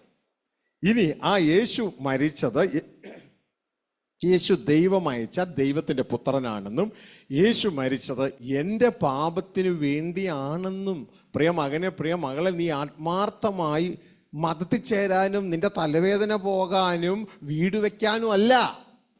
മനസ്സിലാക്കുക, നമ്മളുടെ വിശ്വാസം കറക്റ്റ് അല്ലെന്നുണ്ടെങ്കിൽ വീണ്ടും ജനനവും കറക്റ്റ് ആവില്ല. നമ്മളിവരെ സംഘടന കയറിയതുപോലെയാകും. അപ്പോൾ മനസ്സിലാക്കുക, യേശുക്രിസ്തു ദൈവപുത്രനാണെന്നും എൻ്റെ പാപങ്ങൾക്ക് മറുവലയായി മരിക്കാൻ വേണ്ടി സ്വർഗത്തിലെ ദൈവം തൻ്റെ മകനെ, ഏകജാതനെ ഭൂമിയിലേക്ക് അയച്ചതാണ് എന്നും, അതുകൊണ്ട് യേശു മരിച്ചത് എൻ്റെ പാപത്തിന് വേണ്ടിയാണ് എന്നും ഹൃദയം കൊണ്ട് വിശ്വസിച്ച് ആ ക്രിസ്തുവിനെ വാ കൊണ്ട്, ഉയർത്തെഴുന്നേറ്റ ക്രിസ്തുവിനെ എൻ്റെ കർത്താവും രക്ഷകനുമായി നാം ഏറ്റു പറയുമ്പോൾ എന്ത് സംഭവിക്കുന്നറിയാമോ? പുതിയ സൃഷ്ടികർമ്മത്തിൽ നാം ദൈവപുത്രനായി നമ്മുടെ ആത്മാവിൽ വീണ്ടും ജനിക്കുകയാണ്. ഇത് സംഭവിച്ചാലേ ബാക്കിയുള്ള കാര്യം നടക്കുള്ളൂ. അതാണ് സ്റ്റാർട്ടിംഗ് പോയിന്റ്. ഹല്ലേലൂയ. പിന്നെ സ്റ്റാർട്ടിംഗ് പോയിന്റ് കഴിഞ്ഞിട്ട് വളർച്ചയില്ലെങ്കിലോ? ആ സ്റ്റാർട്ടിംഗ് പോയിന്റ് കഴിഞ്ഞിട്ട് വളർച്ചയില്ല എങ്കിൽ ഈ കുഞ്ഞിന് എന്ത് സംഭവിക്കും? വിവാഹം കഴിഞ്ഞതിന് ശേഷം ഇതാ സ്ത്രീയും പുരുഷനും സ്നേഹം പങ്കുവയ്ക്കുമ്പോൾ ദൈവം പുരുഷന്റെ ഉള്ളിൽ ഡിപ്പോസിറ്റ് ചെയ്തിട്ടുള്ള ബീജം സ്ത്രീയുടെ ഗർഭപാത്രത്തിൽ അണ്ഡവുമായി ചേർന്ന് ഒരു ഒരു ഒരു ഒരു ചെറിയ ഒരു ഭ്രൂണമായി അത് ഒരു സൈഗോട്ടായിട്ട് സ്റ്റാർട്ട് ചെയ്യുകയാണ്. ഹല്ലേലൂയ. മെഡിക്കൽ ഭാഷയിൽ പറഞ്ഞാൽ വളരെ ഭാരം കുറഞ്ഞ ഒരു യൂണിറ്റ്. ഇന്ന് നിങ്ങൾക്ക് എത്ര ഭാരമുണ്ട്? 70 80 ഇല്ലേ? എന്നാൽ ആ സൈഗോട്ട് സ്റ്റാർട്ടിങ് പോയിന്റ് അതൊരു പ്രോട്ടീൻ എന്ന് പറയണേ. 0.0000000 കുറേ സീറോ ഇട്ടിട്ട് ഒരു 1 ഗ്രാം ഇത്ര ഉള്ളൂ അതിൻ്റെ കനം. നമ്മുടെ മനസ്സിലായോ? ഹല്ലേലൂയ. അത്ര കനം ഉണ്ടായിരുന്നുള്ളൂ. പിന്നെ അതിനുശേഷം അത് വളർന്നില്ലെങ്കിലോ? അത് ചാവിള്ളയായി പോകുന്ന പോലെ അതങ്ങ് പോവും, വളരില്ല. ഇതേപോലെ നമ്മൾ യേശു കർത്താവിനെ രക്ഷകനായി സ്വീകരിച്ചിട്ട് പിന്നെ വളരുന്നില്ലെങ്കിലോ? നമ്മൾ ഔട്ടായി പോകും. വളരണം, അവിടുന്ന് വളരണം. ദൈവത്തിൻ്റെ വചനം പറയുന്നു അങ്ങനെ വളരുക. സകല മാലിന്യങ്ങളും, എല്ലാ അസൂയയും, എല്ലാ അതായത് ജഡികമായ പ്രവൃത്തികൾ ഉരിഞ്ഞു കളഞ്ഞ് രക്ഷയ്ക്കായി ഞാൻ നിങ്ങൾ വളരണം. ഈ വളർച്ച യേശു സ്തുതിക്കുമ്പോഴല്ല നടക്കണേ. ഈ ഒരു വളർച്ച നടക്കുന്നത് യേശുവെ അനുഗമിക്കുമ്പോഴാണ് നടക്കുന്നത്. ഇത് വളരെ ശ്രദ്ധയോടുകൂടെ നാം മനസ്സിലാക്കി യേശുവെ അനുഗമിക്കുമ്പോൾ നാം യേശുവിനോട് പഠിക്കുകയാണ്.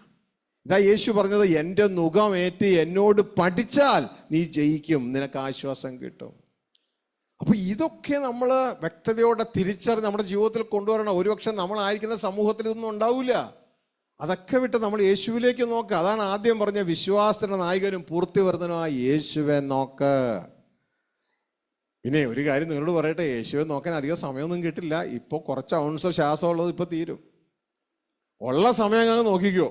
ഞാനിനി ഇപ്പോൾ തിരക്കാണ്, എനിക്ക് അവിടെ ഒരു പദ്ധതി ഉണ്ട്, ഒരു കല്യാണം ഉണ്ട്, അത് കഴിഞ്ഞിട്ട് ഞാൻ ഇവിടെ ഒരു കോൺഫറൻസ് എന്നെ വിളിച്ചിട്ടുണ്ട്, അതും കഴിഞ്ഞിട്ട് ഇനി അപ്പുറത്തൊരു എൻഗേജ്മെൻ്റ് ഉണ്ട്, അതും കഴിഞ്ഞിട്ട് പാസ്റ്ററെ ഇതിൻ്റെ പകുതി എത്തുമോ? നീ ഉള്ള സമയം തേജസ്സാക്കി മാറ്റാൻ നോക്കാം, ഗ്ലോറി ആക്കി മാറ്റാൻ നോക്കാം.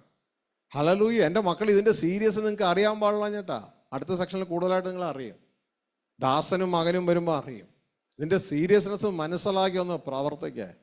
വേലക്കാരന് വേണ്ടി പണിയെടുത്ത് വേലക്കാരനെ കെട്ടിപ്പിടിച്ചും ഒക്കെ ജീവിച്ച കാലം നിർത്ത്. ഹല്ലേലൂയ. എൻ്റെ പ്രിയ സഹോദരങ്ങളെ, ഈ വ്യക്തമായി ഈ കാര്യം മനസ്സിലാക്കി മുന്നോട്ടേക്ക് പോവുക. അപ്പം ഇവിടെ യേശുക്രിസ്തു നമ്മുടെ പാപത്തിന് വേണ്ടി മരിച്ചു. നമ്മളെ പുതിയ സൃഷ്ടികളാക്കി താൻ ഉയർത്തെഴുന്നേറ്റു. അതുകൊണ്ട് അവർ എല്ലാ സൃഷ്ടിജാലങ്ങൾക്കും ഒരൊറ്റ സൃഷ്ടിപ്പേ ഉള്ളൂ, നമുക്ക് മാത്രം ഇരട്ട സൃഷ്ടിപ്പാ. അതുകൊണ്ട് ദൈവത്തിന്റെ വചനം പറയുന്നു, പഴയതിനെ ഇനി നീ അങ്ങ് ഉപേക്ഷിച്ചേരെ. ശ്രദ്ധിക്കുക, ദൈവത്തിന്റെ വചനം പറയാണ്, പഴയതിനെ ഇനി നീ അങ്ങ് ഉപേക്ഷിച്ചേരെ, എന്നിട്ട് പുതിയതിനെ അങ്ങ് ധരിച്ചോന്ന്. ഹല്ലേലൂയ. നമ്മളിൽ ആരത് ചെയ്യാൻ പോണേ? നമ്മളിപ്പോഴും പഴയതിനെ റെഡിയാക്കി എടുക്കാൻ, വേലക്കാരനെ റെഡിയാക്കി എടുക്കാൻ വേണ്ടി നടക്കുന്ന വീട്ടിലെ കുടുംബിനിയായിട്ട് നടക്കുമല്ലേ. ഹല്ലേലൂയ. കുറച്ച് സെക്കൻഡ് കഴിയുമ്പോൾ നിങ്ങൾക്കത് മനസ്സിലാവും. ഹല്ലേലൂയ. അപ്പൊ പഴയതിനെ ഉപേക്ഷിച്ചിട്ട് പുതിയതിനെ ധരിക്കാനാണ് പറയുന്നത്. അപ്പൊ ഇത് വ്യക്തതയോടെ ഞാൻ നിങ്ങൾ തിരിച്ചറിയുക. എഫേസ്യ ലേഖനം 2-ാം അധ്യായം 22-24 വാക്യം വായിച്ചേ.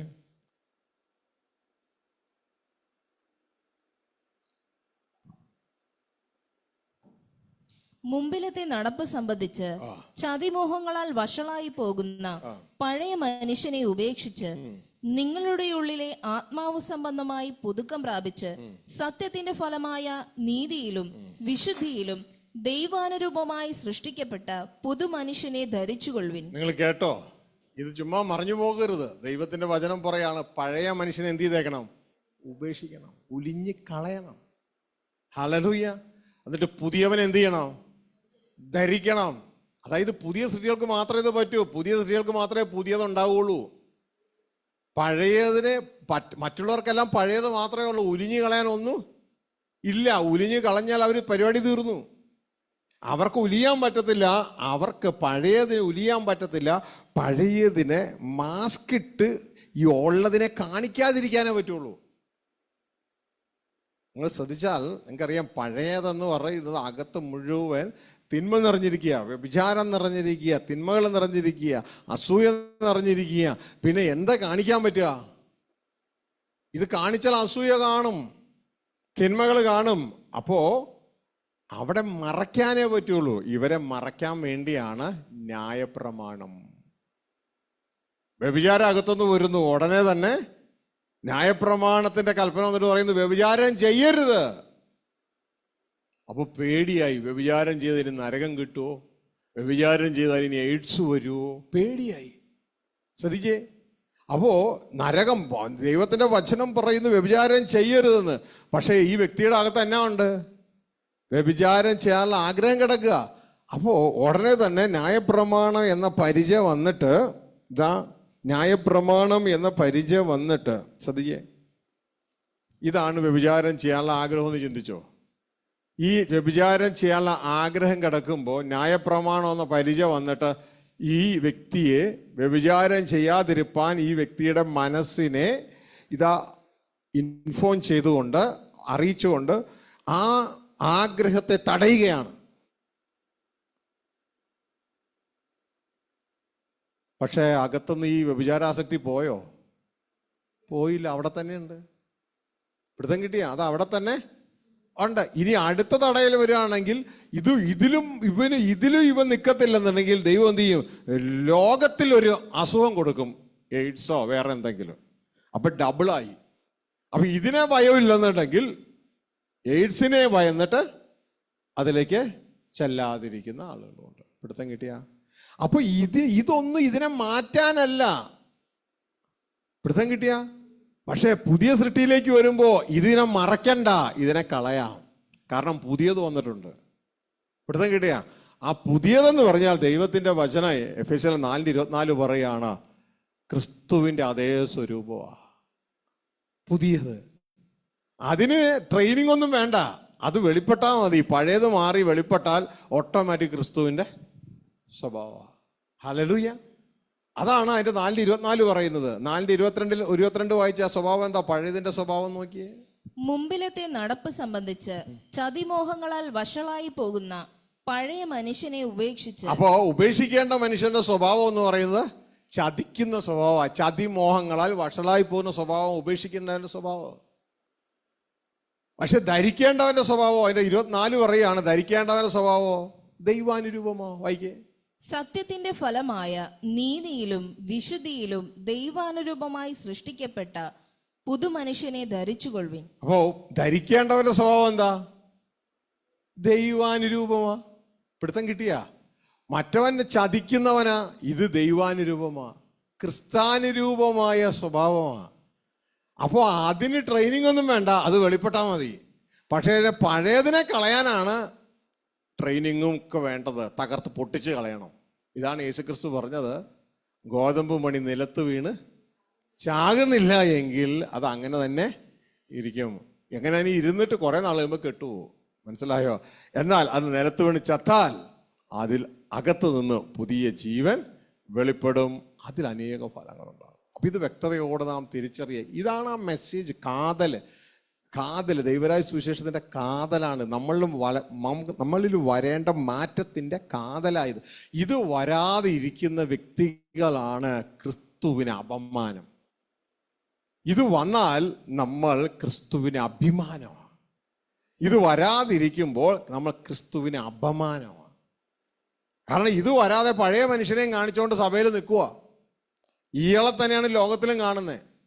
ഇതല്ല, ഇത് പഴയവനാ, ഇവൻ ചതിക്കുന്നവനാ, സെൽഫ് ഗ്ലോറി ഉള്ളവനാ. ഹല്ലേലൂയ. ക്രിസ്തുവിൻ്റെ ആ രൂപത്തിലേക്ക് വന്നാൽ പിന്നെ നമ്മൾ മനുഷ്യരിൽ നിന്ന് മഹത്വം അന്വേഷിക്കത്തില്ല. മറ്റേതെന്താ, നമ്മൾ എന്താ അന്വേഷിച്ച് നടക്കുക?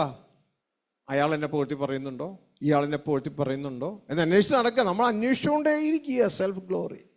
ഹല്ലേലൂയ. ക്രിസ്തുവിൻ്റെ രൂപത്തിലേക്ക് വന്നാൽ ക്രിസ്തു പറയുന്നു, ഞാൻ മനുഷ്യരിൽ നിന്ന് മഹത്വം വാങ്ങുന്നില്ല, അന്വേഷിക്കുന്നില്ല. ഹല്ലേലൂയ. അവർ മഹത്വപ്പെടുത്തിക്കോട്ടെ, പക്ഷെ ഞാനത് അന്വേഷിച്ച് പോകുന്നതേ ഇല്ല. ഞാൻ അന്വേഷിക്കുന്നുണ്ട് മഹത്വം, എൻ്റെ പിതാവിൽ നിന്നാണ് ഞാൻ മഹത്വം അന്വേഷിക്കുന്നത്. അപ്പോൾ ടോട്ടലി ക്രിസ്തുവിൻ്റെ സ്വഭാവവും നമ്മുടെ സ്വഭാവവും വേറെ വേറെയാണ്. അപ്പോൾ ക്രിസ്താനുരൂപനായ ആ മനുഷ്യനകത്തുണ്ട്, ആ മനുഷ്യനെ നാം ധരിക്കേണ്ടതായിട്ടുണ്ട്. അപ്പോൾ എൻ്റെ പ്രിയ സഹോദരങ്ങളെ, ഈ യേശു ക്രിസ്തു എന്ന രക്ഷിതാവിനെ ഞാനും നിങ്ങൾ സ്വീകരിക്കുമ്പോൾ നമ്മുടെ ഉള്ളിൽ നമ്മുടെ പഴയ മനുഷ്യൻ, ആ മനുഷ്യനിലെ എല്ലാ പാപങ്ങൾക്കും യേശു ക്രിസ്തു കാൽവരി ക്രൂശിൽ പരിഹാരമായി. ആ ഫയല്, പഴയ ഫയലുണ്ടല്ലോ, കേസുകെട്ട്, നമുക്ക് വിരോധമായ കയ്യെഴുത്ത്, അത് മായ്ച്ചു. ക്രൂശിൽ തറച്ചിട്ട് ആ ഫയൽ നീക്കിക്കളഞ്ഞു. ഇതാ നമ്മൾ തിരിച്ചാണ്, ആ ഫയൽ നീക്കിക്കളഞ്ഞു. നാം മരിക്കേണ്ട സ്ഥാനത്ത് യേശു മരിച്ചിട്ട് ആ ഫയൽ നീക്കിക്കളഞ്ഞിട്ട് ആത്മാവിൽ നമ്മളെ പുതിയ സൃഷ്ടികളാക്കി. ആത്മാവിൽ നമ്മളെ പുതിയ സൃഷ്ടികളാക്കി. ഇനി നാം ആ പുതിയ സൃഷ്ടി എന്ന് പറയുന്നത് ദൈവവംശമാണ്. ദൈവവംശം ക്രിസ്തുവിൻ്റെ വംശമാണ്. അതിലാണ് ഇനി ഞാനും നിങ്ങളും, നമ്മുടെ അസ്തിത്വം അവിടെയാണ് നമ്മൾ ജീവിക്കേണ്ടത്. അതുകൊണ്ടാണ് ദൈവത്തിൻ്റെ വചനം പറയുന്നത്, പഴയത് കഴിഞ്ഞു പോയി, പഴയത് കഴിഞ്ഞു പോയി, ഇതാ ഞാൻ സകലതും പുതിയതാക്കുന്നു. ഹല്ലേലൂയ. അപ്പോൾ എൻ്റെ പ്രിയ സഹോദരങ്ങളെ, ഇത് നമ്മുടെ ജീവിതം ശ്രദ്ധിക്കുക. പഴയത് പോയി, പുതിയത് വന്നു. അതുകൊണ്ട് നമ്മൾ എന്ത് ചെയ്യണം? നമ്മളും പഴയതിനെ കളയാൻ തയ്യാറാകണം. പഴയതിനെ പിടിച്ചുകൊണ്ടിരുന്നിട്ട് കാര്യമില്ല, പഴയത് കളയാൻ തയ്യാറാകണം. വായിച്ച 2 കൊരിന്ത്യർ 5:17. 2 കൊരിന്ത്യർ 5:17.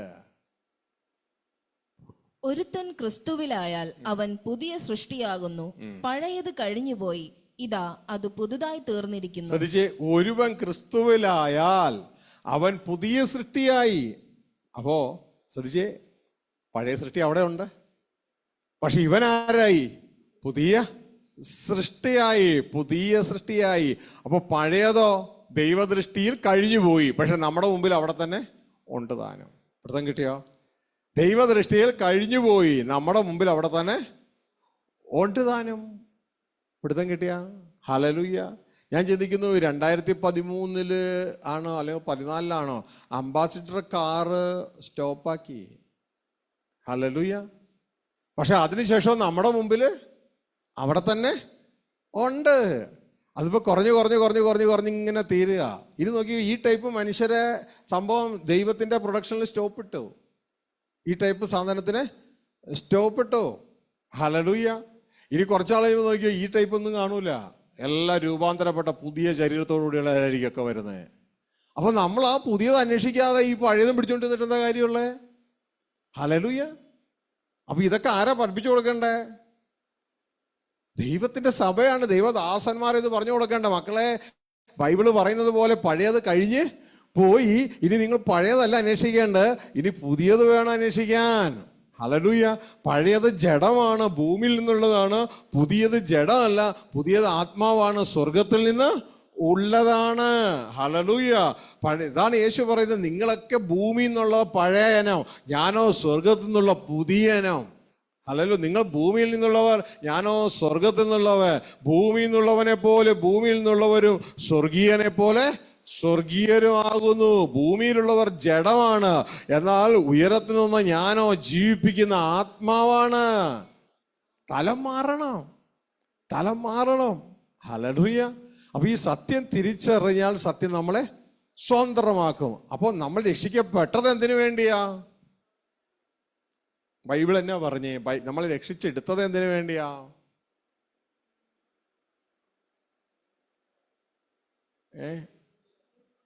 Praise the Lord. സഹോദരി കറക്റ്റായിട്ട് പറഞ്ഞു. ഇത് നമുക്ക് എപ്പോഴും എല്ലാത്തിനും ഒരു പർപ്പസ് ഉണ്ട്, അത് മനസ്സിലാക്കുക. അവിടെ പറയാണ് ദൈവത്തോടു കൂടെ വസിക്കാൻ. ഇതാ ബൈബിള് പറയുന്നേ, ദൈവം നമ്മളെ കോപത്തിനല്ല, നാം ഉറങ്ങിയാലും ഉണർന്നിരുന്നാലും ദൈവത്തോടു കൂടെ ജീവിക്കേണ്ടതിന്. മനസ്സിലാവുന്നുണ്ടോ? അതിനുവേണ്ടിയാണ് യേശുക്രിസ്തു മുഖാന്തരം രക്ഷിച്ച് എടുത്തത്. അല്ലാണ്ട് രക്ഷയിൽ അവസാനിക്കാനല്ല. യേശുക്രിസ്തുവിടെ രക്ഷിക്കപ്പെട്ടപ്പോൾ മൂലക്കല്ലാണ് ഇട്ടത്. നാം ക്രിസ്തുവിൽ മൂലക്കല്ല്, അടിസ്ഥാനമിട്ടു, പുതിയ സൃഷ്ടിയിൽ അടിസ്ഥാനമിട്ടു. പിന്നെ അവിടെ വളരുകയാ. ആ പുരുഷ ബീജവും ഭ്രൂണോ, ആ സ്ത്രീയുടെ അണ്ടവും ചേർന്നുണ്ടാകുന്ന സൈഗോട്ട് അവിടെ തീരരുത്, അത് വളരണം. അതുകൊണ്ടാണ് 1 പത്രോസ് 2 1-2 വാക്യങ്ങളാണ് ഞാൻ ചിന്തിക്കുന്നു. അവിടെ എഴുതിയിരിക്കുകയാണ്, ഇപ്പോൾ ജനിച്ച ശിശുക്കളെ പോലെ രക്ഷയ്ക്കായി വളരുവാൻ വചനമെന്ന മായമില്ലാത്ത പാല് കുടിപ്പാൻ വാഞ്ചിപ്പിൻ. അപ്പൊ രക്ഷയ്ക്കായി എന്നാ വേണം? വളർച്ച വേണം. വളർച്ചയ്ക്ക് എന്നാ വേണം? വചനം വേണം. ഏത് ടൈപ്പ് വചനം? പുറമെ പ്രസംഗിക്കുന്നത് കിട്ടിയാൽ പോരാ. നിന്റെ അകത്ത് നിന്ന് അമ്മയുടെ അമ്മിഞ്ഞപ്പാൽ അകത്തുനിന്ന് വരുന്നത് പോലെ, മെഡിക്കൽ ഷോപ്പിലും സൂപ്പർ മാർക്കറ്റിലും മേടിക്കുന്ന ടൈപ്പല്ല, അമ്മയുടെ അകത്ത് നിന്ന് അമ്മിഞ്ഞപ്പാൽ വരുന്നത് പോലെ നിന്റെ ഉള്ളിൽ നിന്ന് ആത്മാവ് എടുത്തു തരുന്ന വചനമുണ്ട്. അതിന് ഒരു മാനുഷിക കറയുമില്ല. ആ വചനം വേണം. മറ്റത് അങ്ങനെയല്ല. ഇതാ ഈ പള്ളിയിൽ പ്രസംഗിക്കുമ്പോൾ അത് XYZ ഡിനോമിനേഷൻ പള്ളിയാണ്. ആ പള്ളിക്കാർ പ്രസംഗിക്കുമ്പോൾ ഈ വചനം തന്നെയാ പറയണേ. പക്ഷെ അവരുടെ ചിന്തകളും കൂടെ മിക്സ് ചെയ്തേ അവരറിയിക്കൂ. മറ്റേ പള്ളിയിൽ പ്രസംഗിക്കുമ്പോൾ അതും ഈ വചനം തന്നെയാണ്, പക്ഷെ അവരുടെ ചിന്തയും കൂടെ മിക്സ് ചെയ്തേ അവരറിയിക്കൂ. കുറെ അറിയിക്കും, കുറെ അറിയിക്കാതെ ഇരിക്കും. ഹല്ലേലൂയ. അപ്പൊ നമുക്ക് വേണ്ടത് മായമില്ലാത്ത പാല. എടുത്തെങ്കിൽ ഒന്ന് വായിച്ചേ. 1 പത്രോസ് 2:1-2. ആകയാൽ സകല ദുഷ്ടതയും എല്ലാ ചതിവും വ്യാജഭാവവും അസൂയയും എല്ലാ നുണയും നീക്കിക്കളഞ്ഞ് ഇപ്പോൾ ജനിച്ച ശിശുക്കളെ പോലെ രക്ഷയ്ക്കായി വളരുവാൻ വചനമെന്ന മായമില്ലാത്ത പാൽ കുടിപ്പാൻ വാഞ്ചിപ്പിൻ. മനസ്സിലായോ? ഹല്ലേലൂയ. രക്ഷയ്ക്ക് എന്നാ വേണം? വളർച്ച വേണം. പറഞ്ഞ രക്ഷയ്ക്ക് വളർച്ച വേണം. ഹല്ലേലൂയ. രക്ഷിക്കപ്പെട്ട വ്യക്തി രക്ഷപ്പെടുവാൻ വളർച്ച വേണം. ഒരു സ്ഥലത്ത് നിന്ന് രക്ഷിച്ചു വേറെ സ്ഥലത്ത് കൊണ്ട് ആക്കിയാലേ രക്ഷയാവുള്ളൂ. ഇടയ്ക്ക് വെച്ച് പോയാൽ രക്ഷ പോയി. ഹല്ലേലൂയ. ആ രക്ഷിക്കപ്പെടുവാനായിട്ട് വളർച്ച വേണം. വളർച്ചയ്ക്ക് വചനം വേണം. വചനം മായമില്ലാത്തത് ആയിരിക്കണം. മായമില്ലാത്തത് എവിടെ നിന്നാ കിട്ടുന്നത്? നമ്മുടെ ഉള്ളിൽ നിന്ന് തന്നെ ദൈവം നമുക്ക് തരും. ഈ കൊച്ചൊരു സൈഗോട്ടായിട്ട് ഉള്ളിൽ വന്നാലുണ്ടല്ലോ, ഉള്ളിൽ വന്നാലേ, ആ ഉള്ളിൽ വന്നാൽ ഇതിന് ഫുഡ് മുഴുവൻ കിട്ടുന്ന എവിടെ നിന്നാണെന്നറിയാമോ? ഉള്ളിന്നാ. ഈ ഭൂമിയിലെ അമ്മ ഒന്നും കൊടുക്കണ്ട, അതിനെ അപ്പിയെടുക്കണ്ട, അതിനെ മൂത്രം കഴുകണ്ട, അതിനെ കുളിപ്പിക്കണ്ട, എല്ലാം ആര് തന്നെ ചെയ്തോളും? അതിനെ സൃഷ്ടിച്ച ദൈവം തന്നെ എല്ലാം വയറ്റിൽ വെച്ച് എല്ലാം ചെയ്തോളും. ഹല്ലേലൂയ. ഓട്ടോമാറ്റിക് ആണല്ലോ. എങ്ങനെയാ അതൊക്കെ ദൈവം ചെയ്യണേ? അല്ല, എല്ലാം ഓട്ടോ സിസ്റ്റമാണ്. എല്ലാം ചെയ്യും. ഒരു ചെറിയൊരു ലൈൻ ഇട്ട് കൊടുത്തിട്ടുണ്ട്, പൊക്കൽക്കൊടി എന്ന് പറഞ്ഞ ലൈനുള്ളിൽ ഇട്ട് കൊടുത്തിട്ടുണ്ട്. ബാക്കിയെല്ലാം ദൈവം ചെയ്തോളും. അമ്മ ഒന്നും അറിയേണ്ട ആവശ്യം ഇല്ല. ഇന്നും അങ്ങനെ നോക്കിയാൽ നമ്മുടെ ഉള്ളിലേക്ക് നോക്കിയേ, ഇതാ നമ്മുടെ ഉള്ളിൽ 78 അവയവങ്ങളുണ്ട്. വെല്ലത്തിൻ്റെയും കാര്യം ഒരെണ്ണം ഒഴിച്ച് ബാക്കി എല്ലാത്തിൻ്റെയും കാര്യം ദൈവമല്ലേ നോക്കണേ? അപ്പൊ നിങ്ങൾ ആയിരിക്കും ഒരെണ്ണത്തിന്റെ കാര്യം ഏതാ? അതേതാ ഒരെണ്ണത്തിന്റെ കാര്യം? വയറ് വയറ് വയറ്. മനസ്സിലായ? നാവിനെയും ആർക്കും നിയന്ത്രിക്കാൻ പറ്റത്തില്ല. ശ്രദ്ധിച്ച്, വയറ് വയറ്. അതും കയറി വന്നത് ശാപം കൊണ്ടാ. അതാണ് നെറ്റിയിലെ വേർപ്പുകൊണ്ട് കഴിച്ചോളാൻ പറഞ്ഞത്. ബാക്കിയെല്ലാം ദാ നമ്മുടെ ഹൃദയം ഡോക്ടർ ഇവിടെ ഇരിക്കുന്നത് 72 പ്രാവശ്യം ഇടിക്കുന്നുണ്ടല്ലേ മിനിറ്റല്ലേ, 72 പ്രാവശ്യം.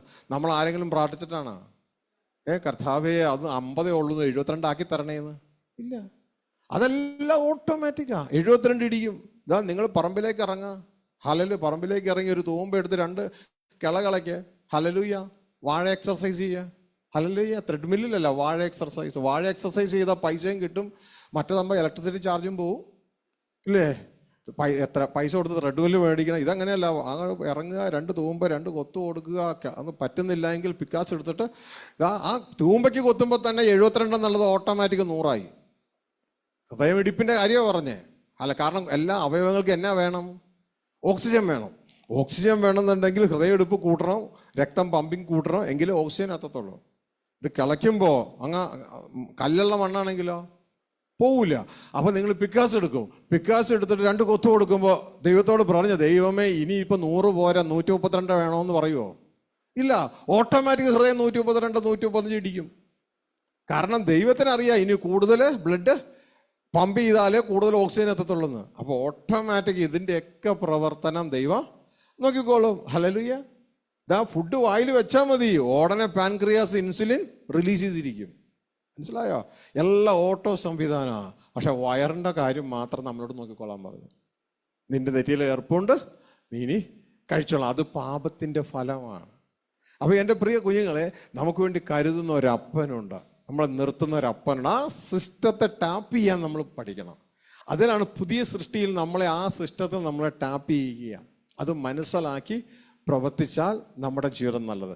അങ്ങനെ യേശു കർത്താവ് രക്ഷകനായി സ്വീകരിക്കുമ്പോൾ നമ്മുടെ പഴയ ഫയല്, പാപത്തിൻ്റെ ആ സംഭവം, ആ ഫയല് ക്ലോസ് ചെയ്തു. ദൈവം ക്ലോസ് ചെയ്തു. ഇതുകൊണ്ടാണ് പറയുന്നത് പഴയത് കഴിഞ്ഞു പോയി മക്കളെ, പഴയത് കഴിഞ്ഞു പോയി. പക്ഷെ നിങ്ങളുടെ മുമ്പിൽ അത് അങ്ങനെ തന്നെ കാണാൻ പറ്റും. അംബാസിഡർ കാർ ഇപ്പോഴും അവിടെ ഇവിടെയൊക്കെ കാണാൻ ചിലത് അതുപോലെ കാണാൻ പറ്റും. എന്നാൽ പഴയത് ദൈവത്തിൻ്റെ സിസ്റ്റത്തിൽ കഴിഞ്ഞു, അതിൻ്റെ പ്രൊഡക്ഷൻ ഇനി ഇല്ല, തീർന്നു. മനസ്സിലാവുന്നുണ്ടോ? ആ സംഭവം കഴിഞ്ഞു പോയി.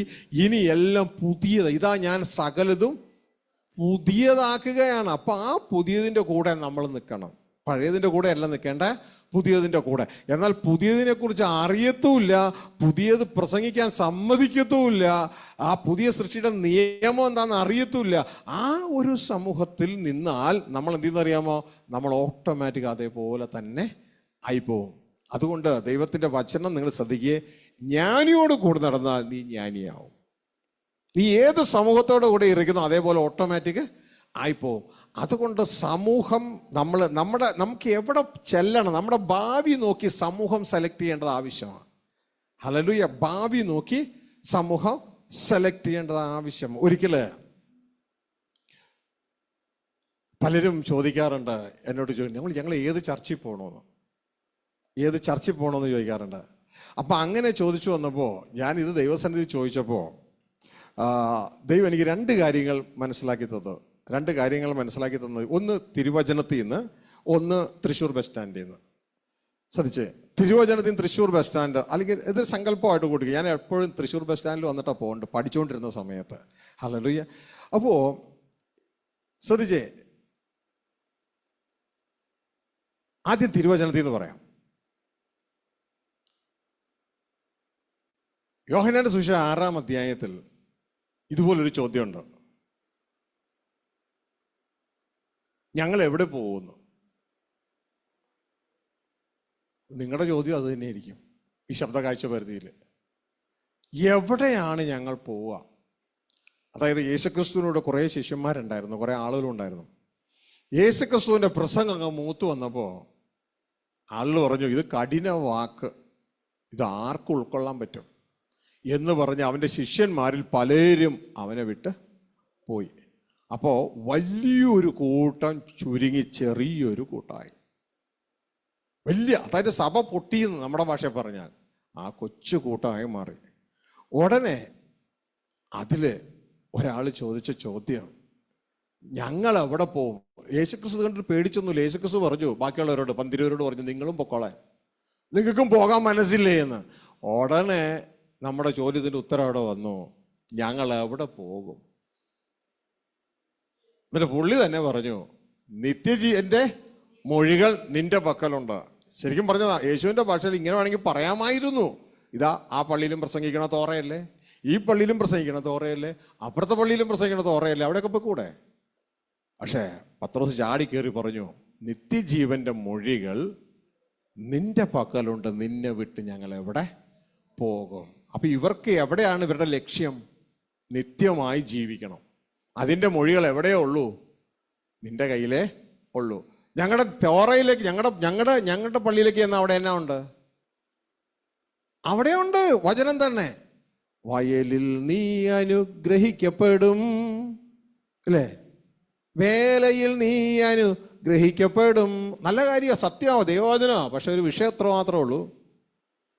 നീ വയലിൽ അനുഗ്രഹിക്കപ്പെടും, നിന്റെ മാവ് ഉടയ്ക്കുന്ന കൊട്ട അനുഗ്രഹിക്കപ്പെടും, നിന്റെ ആട് അനുഗ്രഹിക്കപ്പെടും. പിന്നെ ഇതെല്ലാം കഴിഞ്ഞിട്ട് നീ ചത്തുപോകും. പിടുത്തം കിട്ടിയ? അതായത് ഈ ഭൂമിയിൽ ഒരു ജഡമനുഷ്യന് വേണ്ട അനുഗ്രഹങ്ങൾ മുഴുവനും ഉണ്ട് അവിടെ. ആവർത്തനം 28 ഈ പറഞ്ഞേ. പിടുത്തം കിട്ടിയ? അതൊക്കെ താൽക്കാലിക അനുഗ്രഹങ്ങളാ. പക്ഷെ നിന്റെ കയ്യിൽ എന്നാ ഉണ്ട്? നിത്യാനുഗ്രഹമുണ്ട്. നിത്യജീവന്റെ മൊഴി നിന്റെ പക്കലുണ്ട്. അതാണ് ദൈവരാജ്യത്തിന്റെ മൊഴി.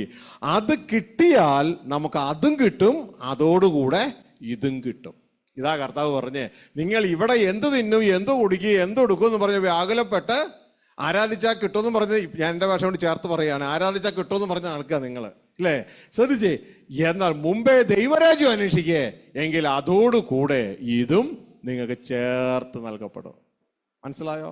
വേറൊരു ഭാഷ, എൻ്റെ ഭാഷയിൽ വേറൊരു ഭാഷ പറഞ്ഞാൽ, നിങ്ങൾ ഒരു കടയിൽ കയറി, നിങ്ങൾക്കൊരു ചുരിദാർ മേടിക്കണമെന്നാണ് ആഗ്രഹം. നിങ്ങൾ ഒരു കടയിൽ കയറിയപ്പോൾ അവർ പറഞ്ഞു, ഇവിടെ ചുരിദാറിൻ്റെ ടോപ്പ് മാത്രമേ ഉള്ളെന്ന് പറഞ്ഞു.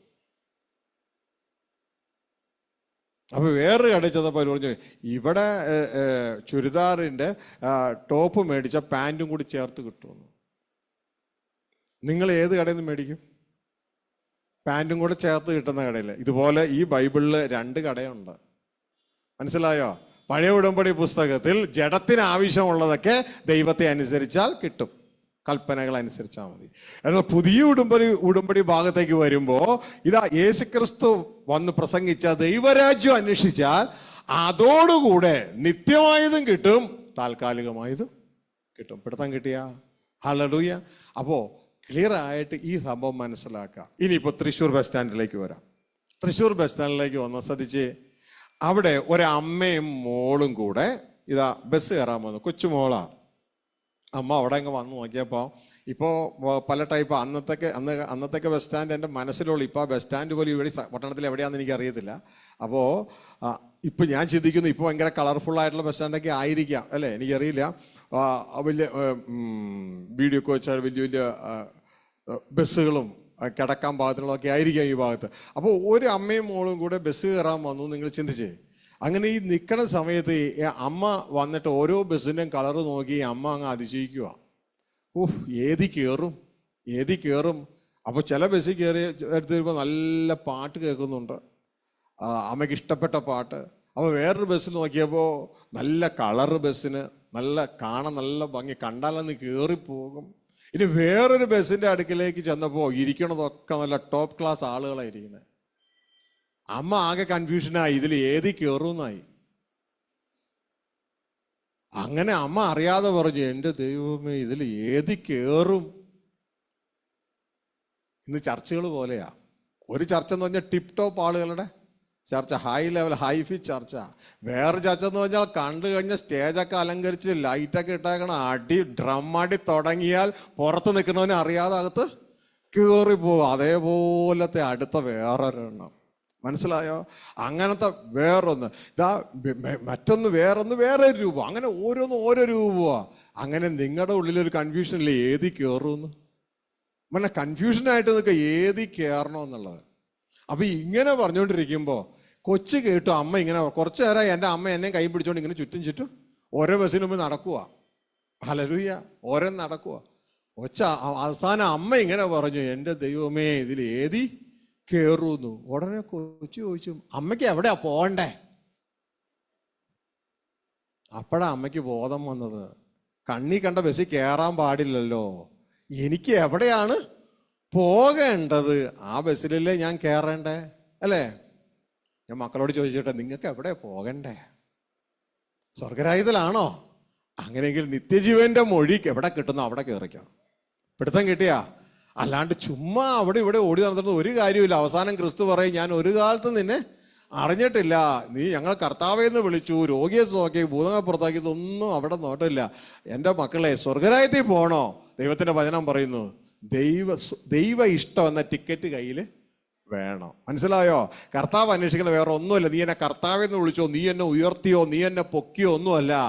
കർത്താവ് അന്വേഷിക്കുന്നു, എൻ്റെ പിതാവിൻ്റെ ഇഷ്ടം ചെയ്യുന്നവനാണ് സ്വർഗരാജ്യത്തിൽ പ്രവേശിക്കുന്നത്. ഇതാണ് ഹെബ്രായ ലേഖനം 10:36 പറയുന്നത്.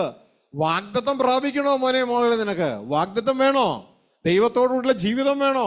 അവിടെ എന്നാ പറയണേ? അറിയാവുന്നവരൊന്ന് പറഞ്ഞ്. ദൈവ ഇഷ്ടം, അതാണ് ടിക്കറ്റ്. ദൈവ ഇഷ്ടം ചെയ്ത് വാഗ്ദത്തം പ്രാപിപ്പാൻ. നമ്മുടെ വാഗ്ദത്തം പിതാവോട് കൂടിയുള്ള ജീവിതമാണ്. അത് ക്രിസ്തുവിൽ നമുക്ക് ലഭ്യമാകും. വാഗ്ദത്തം പ്രാപിപ്പാൻ എന്നാ വേണം? സഹിഷ്ണുത വേണം. എടുത്തേക്കൊന്ന് വായിച്ചോ, 10:36. എല്ലാവരും നോട്ട് ചെയ്യുക, മനസ്സിലാക്കുക. ദൈവ ഇഷ്ടം ചെയ്ത് വാഗ്ദത്തം പ്രാപിപ്പാൻ സഹിഷ്ണുത നിങ്ങൾക്ക് ആവശ്യം. അപ്പോ എന്റെ പൊന്നു മക്കളെ, വാഗ്ദത്തം വേണമെങ്കിൽ എന്നാ വേണം? ദൈവഇഷ്ട ചെയ്യണം. ദൈവഇഷ്ടം ചെയ്യണം. ദൈവഇഷ്ടം ചെയ്താലേ വാഗ്ദത്തം കിട്ടുകയുള്ളൂ. ഹല്ലേലൂയ. എന്താണ് ഈ ദൈവഇഷ്ടം? ദൈവത്തിന്റെ വചനം ഞാനും നിങ്ങളും ശുദ്ധീകരണത്തിലൂടെ ദൈവത്തിന്റെ പുത്രന്മാരായി വെളിപ്പെടണം. ഇതുകൊണ്ടാണ് വെളിപ്പാട് 21:7 ഈ വാഗ്ദത്തത്തെ കുറിച്ച് പറയുന്നത്. എന്താണ് ആ വാഗ്ദത്തം? അതൊരു അവകാശമാണ്. അവിടെ പറയുന്നു, ജയിക്കുന്നവൻ ദൈവത്തിന്റെ മകൻ. ജയിക്കണം. ഇവിടെ ഭൂമിയിൽ ജനിച്ചത് മനുഷ്യമകനായിട്ടാണ്, മനുഷ്യ മകളായിട്ടാണ്. എന്നാൽ ഇവിടുന്ന് പോകുമ്പോൾ ദൈവ മകനായി പൊക്കോളണം. ഇവിടുത്തെ സ്ത്രീയും പുരുഷനും ദൈവ മകനായി പൊക്കോളണം. വായിച്ച്. ജയിക്കുന്നവന് ഇത് അവകാശമായി ലഭിക്കും, ഞാൻ അവന് ദൈവവും അവൻ എനിക്ക് മകനുമായിരിക്കും. ശ്രദ്ധിച്ച്, ജയിക്കുന്നവന് കിട്ടുന്ന അവകാശമാണിത്. ഞാൻ അവന് ദൈവവും അവൻ എനിക്ക്. ആർക്ക്? ചാക്കോച്ചനും ജോസഫിനും അല്ല, ദൈവത്തിന് മകനായിരിക്കുമെന്ന്. ഹല്ലേലൂയ. നമ്മുടെ എക്സിസ്റ്റൻസ് മാറി, നമ്മുടെ ലിനിയേജ് മാറി. ഇവിടെ ഒരു മനുഷ്യനെ ജനിപ്പിച്ചു, ഒരു മനുഷ്യൻ വേറൊരു മനുഷ്യൻ ജനിപ്പിച്ചു, ആ മനുഷ്യൻ വേറൊരു മനുഷ്യൻ ജനിപ്പിച്ചു എന്ന് പറഞ്ഞ് ജനിച്ചത്. പക്ഷേ സംഭവം ഇവിടെ നിന്ന് മാറി. സ്വർഗസ്ഥ പിതാവ് ക്രിസ്തുവെ ജനിപ്പിച്ചു. ക്രിസ്തു കാൽവറി ക്രൂശിൽ ഇതാ നമ്മളെല്ലാം ജനിപ്പിച്ചു. പഠിത്തം കിട്ടിയോ? അതൊരു ലിനിയേജാണ്, ക്രിസ്തുവിൻ ലിനിയേജാണ്. ആദത്തിൽ എല്ലാവരും മരിക്കുന്നു, ക്രിസ്തുവിൽ എല്ലാവരും ജീവിപ്പിക്കപ്പെടുന്നു. പഴയതിൽ എല്ലാവരും മരിച്ചു പോകും, പുതിയതിൽ എല്ലാവരും ജീവിപ്പിക്കപ്പെടുന്നു. അപ്പോൾ ഇത് വ്യക്തതയോടെ ഞാനും നിങ്ങളും മനസ്സിലാക്കി പ്രവർത്തിച്ചാൽ നമ്മുടെ ജീവിതം നന്നായിരിക്കും, നമ്മൾ രക്ഷപ്പെടാനായിട്ട് ഇടയാകും. ഹല്ലേലൂയ. അപ്പൊ ഈ ഒരു സന്ദേശത്തിലേക്ക് സ്വർഗത്തിലെ ദൈവം നമ്മളെ കൊണ്ടുവന്നിരിക്കുക. അപ്പൊ എൻ്റെ പ്രിയ മക്കളെ, ഇന്ന് ലോകത്തിന്റെ ഏത് ഭാഗത്ത് നിന്ന് നിങ്ങളിത് ശ്രദ്ധിച്ചു കേട്ടാൽ നിങ്ങളുടെ പഴയ ഫയൽ ആദ്യം ക്ലോസ് ചെയ്യുക. പഴയ ഫയൽ എന്ന് പറയുന്നത് എൻ്റെയും നിങ്ങളുടെയും ഡെസ്റ്റിനേഷൻ എന്ന് പറയുന്ന നരകമാണ്, നിത്യമായ ദണ്ഡനമാണ്, രണ്ടാം മരണമാണ്. ഹല്ലേലൂയ. എന്നാൽ യേശു ക്രിസ്തു നമ്മുടെ പാപത്തിനു വേണ്ടി ഈ ഭൂമിയിലേക്ക് അയക്കപ്പെടുകയും നമ്മുടെ പാപങ്ങൾക്ക് വേണ്ടി കാൽവരി ക്രൂശിൽ യാഗമാകുകയും ചെയ്തതുകൊണ്ട് ഇതാ ഈ യേശു ക്രിസ്തു എന്ന നാമമല്ലാതെ മറ്റൊരു നാമമില്ല നമ്മളെ രക്ഷിക്കാനായിട്ട്. ഹല്ലേലൂയ. ഇതുകൊണ്ടാണ് അപ്പോസ്തലപ്രവൃത്തി 4:12 പറയുന്നത്, ആകാശത്തിന് കീഴിൽ മനുഷ്യരിടയിൽ മനുഷ്യരെ രക്ഷിക്കാൻ യേശു എന്ന ഈ നാമമല്ലാതെ വേറെ ഒരു നാമവും നൽകിയിട്ടില്ല. അതുകൊണ്ട് എന്നെ കേൾക്കുന്ന എല്ലാ മക്കളും ഇതാ ആ യേശു ക്രിസ്തുവിനെ വിളിച്ചപേക്ഷിച്ചുകൊണ്ട്, യേശു ക്രിസ്തു ദൈവത്തിൻ്റെ പുത്രനാണെന്ന് വിശ്വസിച്ചുകൊണ്ട് ഇതാ നിങ്ങളെ തന്നെ പാപങ്ങൾ ഏറ്റുപറഞ്ഞ്, യേശുവേ ഇനിയുള്ള ജീവിതകാലം ഞാൻ എനിക്ക് വേണ്ടിയല്ല അങ്ങേക്ക് വേണ്ടി ജീവിപ്പാൻ എന്നെ തന്നെ അങ്ങയുടെ കരങ്ങളിൽ സമർപ്പിക്കുന്നു എന്ന് എൻ്റെ മക്കളെ നിങ്ങൾ ഓരോരുത്തരും ദൈവസന്നിധിയിൽ ഏറ്റുപറയുക. ഇത് നിങ്ങളുടെ ജീവിതത്തിൻ്റെ ഒരു പുതിയൊരു സ്റ്റെപ്പായി അത് തീരുവാനായിട്ട് ഇടയാകും എന്ന് ഓർപ്പിക്കുകയാണ്. ഹല്ലേലൂയ. ഇതുവഴി നിങ്ങൾ വംശം മാറുകയാണ്. മനുഷ്യ വംശത്തിൽ നിന്ന് ദൈവവംശത്തിലേക്ക് എൻ്റെ പ്രിയ കുഞ്ഞുങ്ങളെ നിങ്ങൾ മാറുകയാണ്. അതുകൊണ്ട് ആ ദൈവത്തിന്റെ വചനം പറഞ്ഞ് യേശുവിനെ കൈക്കൊണ്ട് യേശു ക്രിസ്തുവിന്റെ നാമത്തിൽ വിശ്വസിക്കുന്ന ഏവർക്കും, ഏത് മനുഷ്യർക്കും ദൈവത്തിന്റെ മക്കളാകാൻ ദൈവം അധികാരം കൊടുത്തിരിക്കുന്നു എന്ന സന്ദേശം പ്രിയ മക്കളെ നിങ്ങളെ അറിയിക്കുകയാണ്. അതുകൊണ്ട് ആദ്യമായിട്ട് കേൾക്കുന്ന ഏതൊരു വ്യക്തിയും, അല്ല ഞാൻ സ്വീകരിച്ചത് ഒറിജിനൽ യേശുവിനെ ആണോ എന്ന് സംശയമുള്ള ഏതൊരു വ്യക്തിക്കും ഇതാ ധൈര്യമായിട്ട് ഇതാ സ്വർഗത്തിൽ നിന്ന് വന്ന ദൈവപുത്രനായ, നമ്മളുടെ പാപങ്ങൾക്ക് വേണ്ടി കാൽവരിയിൽ മരിച്ച, ദൈവത്തോടുകൂടി ജീവിപ്പാൻ ദൈവം നിന്നെ ക്ഷണിക്കുന്നു എന്ന് അറിയിച്ച ആ ക്രിസ്തുവിനെ രക്ഷകനായി സ്വീകരിച്ച് ഇതാ ദൈവത്തിന്റെ മകനായി കടന്നു വരുവാൻ ദൈവം നമ്മളെ ഓരോരുത്തരെയും എന്നിലൂടെ ഓർപ്പിക്കുകയാണ്. അത് കടന്നു വരാൻ നിങ്ങളെ ഏവരെയും ക്ഷണിക്കുകയാണ്. ഒരു നിമിഷം ഹൃദയത്തിൽ യേശു ക്രിസ്തു മരിച്ചത് എൻ്റെ പാപത്തിന് വേണ്ടി അത് വിശ്വസിച്ചുകൊണ്ട്, അത് ഏറ്റുപറഞ്ഞുകൊണ്ട് കടന്നു വന്നാട്ടെ. ലോകത്തിന്റെ വിവിധ ഭാഗങ്ങളിലായിരിക്കുന്ന ഏതൊരു വ്യക്തിയും, ഈ ഹോളിൽ ആദ്യമായിട്ട് ഈ സന്ദേശം ശ്രവിക്കുന്ന ആരെങ്കിലും ഉണ്ടെങ്കിൽ അവരും ഏറ്റുപറഞ്ഞാട്ടെ, യേശുവേ ഞാൻ വിശ്വസിക്കുന്നു അങ്ങ് ദൈവത്തിന്റെ പുത്രനാണെന്ന്, എൻ്റെ പാപത്തിനു വേണ്ടി അങ്ങ് മരിച്ചു എന്ന് ഞാൻ വിശ്വസിക്കുന്നു. സ്വർഗീയ പിതാവിന് എന്നോടുള്ള സ്നേഹം ഞാനിവിടെ തിരിച്ചറിയുന്നു. ഇനി ഞാൻ ഒരിക്കലും പാപത്തെ സ്നേഹിക്കാൻ പോവുകയില്ല. യേശുവേ അങ്ങേ ഞാൻ എൻ്റെ ജീവിതത്തെ എൻ്റെ കർത്താവ് രക്ഷിതാവുമായി സ്വീകരിച്ച് അങ്ങയിലൂടെ പിതാവ് എനിക്ക് നൽകിയ ദൈവപുത്രനായി തീരുവാൻ അധികാരം ഉപയോഗിപ്പാൻ, അങ്ങേ അനുഗമിപ്പാൻ എന്നെ തന്നെ ഞങ്ങളുടെ കരങ്ങളിൽ ഏൽപ്പിക്കുന്നു. എന്നെ സ്വീകരിക്കണം, ഞങ്ങളുടെ പരിശുദ്ധ ആത്മാവിനാൽ എന്നെ നിറയ്ക്കണമേ. ഓരോ വ്യക്തികളും പ്രാർത്ഥിച്ചാട്ടെ. ദൈവം നിങ്ങളെ അനുഗ്രഹിച്ചിരിക്കുന്നു. ശുശ്രൂഷയുടെ രണ്ടാം ഭാഗത്തിലേക്ക് നമ്മൾ ഒന്ന് കയറുവാനായിട്ട് ആഗ്രഹിക്കുകയാണ്. അത് കയറിക്കൊണ്ട് നമ്മൾ ശുശ്രൂഷ തുടർന്ന് പോകാനായിട്ട് ആഗ്രഹിക്കുക. ശുശ്രൂഷ രണ്ടാം ഭാഗം എന്ന് പറയുന്നത് യേശു ക്രിസ്തുവിനെ രക്ഷകനും കർത്താവുമായി സ്വീകരിച്ചിട്ടുള്ളവർക്ക് വളരാൻ വേണ്ടിയാണ്. അത് വ്യക്തതയോടെ തിരിച്ചറിയുക. എൻ്റെ പ്രിയ കുഞ്ഞുങ്ങളെ, നിങ്ങളോട് പറഞ്ഞതുപോലെ അപ്പോസ്തലപ്രവൃത്തി യോഹന്നാൻ 8:35 നമ്മൾ വായിച്ചതുപോലെ ഒരു വചനം ഇനി നമ്മൾ മനസ്സിലാക്കണം. കാരണം അവിടെ പറയുന്നൊരു കാര്യം, ദാസൻ എന്നേക്കും വീട്ടിൽ വസിക്കുന്നില്ല, പുത്രനോ എന്നേക്കും വീട്ടിൽ വസിക്കുന്നു. ഒന്നുകൂടി വായിച്ച വചനം. ദാസൻ എന്നേക്കും വീട്ടിൽ വസിക്കുന്നില്ല, പുത്രനോ എന്നേക്കും വസിക്കുന്നു. ഹല്ലേലൂയ. അപ്പോൾ നിങ്ങൾക്ക് തോന്നും ഇതെന്താ ഈ ഒരു വചനം ഇങ്ങനെ എഴുതിയിരിക്കുന്നേ എന്ന് തോന്നും. ദാസൻ എന്നേക്കും വീട്ടിൽ വസിക്കുന്നില്ല, പുത്രനോ എന്നേക്കും വസിക്കുന്നു. ഇതൊരു ചേഞ്ച് ഓവർ പീരീഡാണ്. നിങ്ങൾ നോക്കിയേ, ഇപ്പൊ നമ്മളുടെ അംബാസിഡർ കാറിന്റെ ചേഞ്ച് ഓവർ പീരീഡാണ്. ഇപ്പോൾ ഓൾമോസ്റ്റ് തീരാറായി. ഇപ്പോഴും അവിടെ ഇവിടേക്ക് അംബാസിഡർ കാറിനെ കാണാം. എന്നാൽ വേറൊരു കാറിന്റെ ചേഞ്ച് ഓവർ പീരീഡ് കഴിഞ്ഞു. ആ കാറിന്റെ പേര് പറയാമോ നിങ്ങൾക്ക്? മാരുതിയൊക്കെ ഇഷ്ടംമാതിരി ഇപ്പോഴും ഉണ്ടല്ലോ.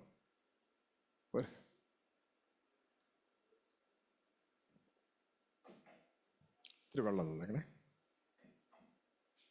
ഓർത്ത് ഭാരപ്പെടേണ്ട. അറിയാമോ ഒരു കാറ്, ഡോൾഫിൻ, ഓർമ്മയുണ്ടോ? എൻ്റെയൊക്കെ കുഞ്ഞുനാളിൽ ഈ കാറിനെ തെരുവിൽ കാണാമായിരുന്നു. മാരുതിയൊക്കെ വരുന്നതിന് മുമ്പ് ഡോൾഫിൻ, മാരുതി പോലെ കന്നിക്കീറിയാണ് ഡോൾഫിൻ. എന്നാൽ മാരുതി വന്നതോടുകൂടെ, അതാണ് നമ്മുടെ പുതിയ സൃഷ്ടി, വേണമെങ്കിൽ കമ്പയർ ചെയ്യാം. മാരുതി വന്നതോടുകൂടെ ഡോൾഫിൻ കമ്പനി അടച്ചുപൂട്ടി.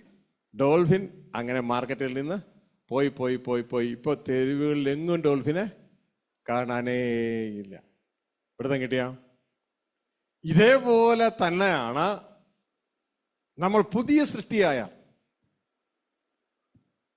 നമ്മളെല്ലാം പഴയതിൽ ആരായിരുന്നു? പാതാളത്തിന്റെ ദാസന്മാർ, മരണത്തിന്റെ ദാസന്മാരായിരുന്നു. എല്ലാവരും പിശാചിന്റെ അടിമകളായിരുന്നു. അവിടെ നിന്നാണ് നമ്മളെ വിടുവിച്ചത്.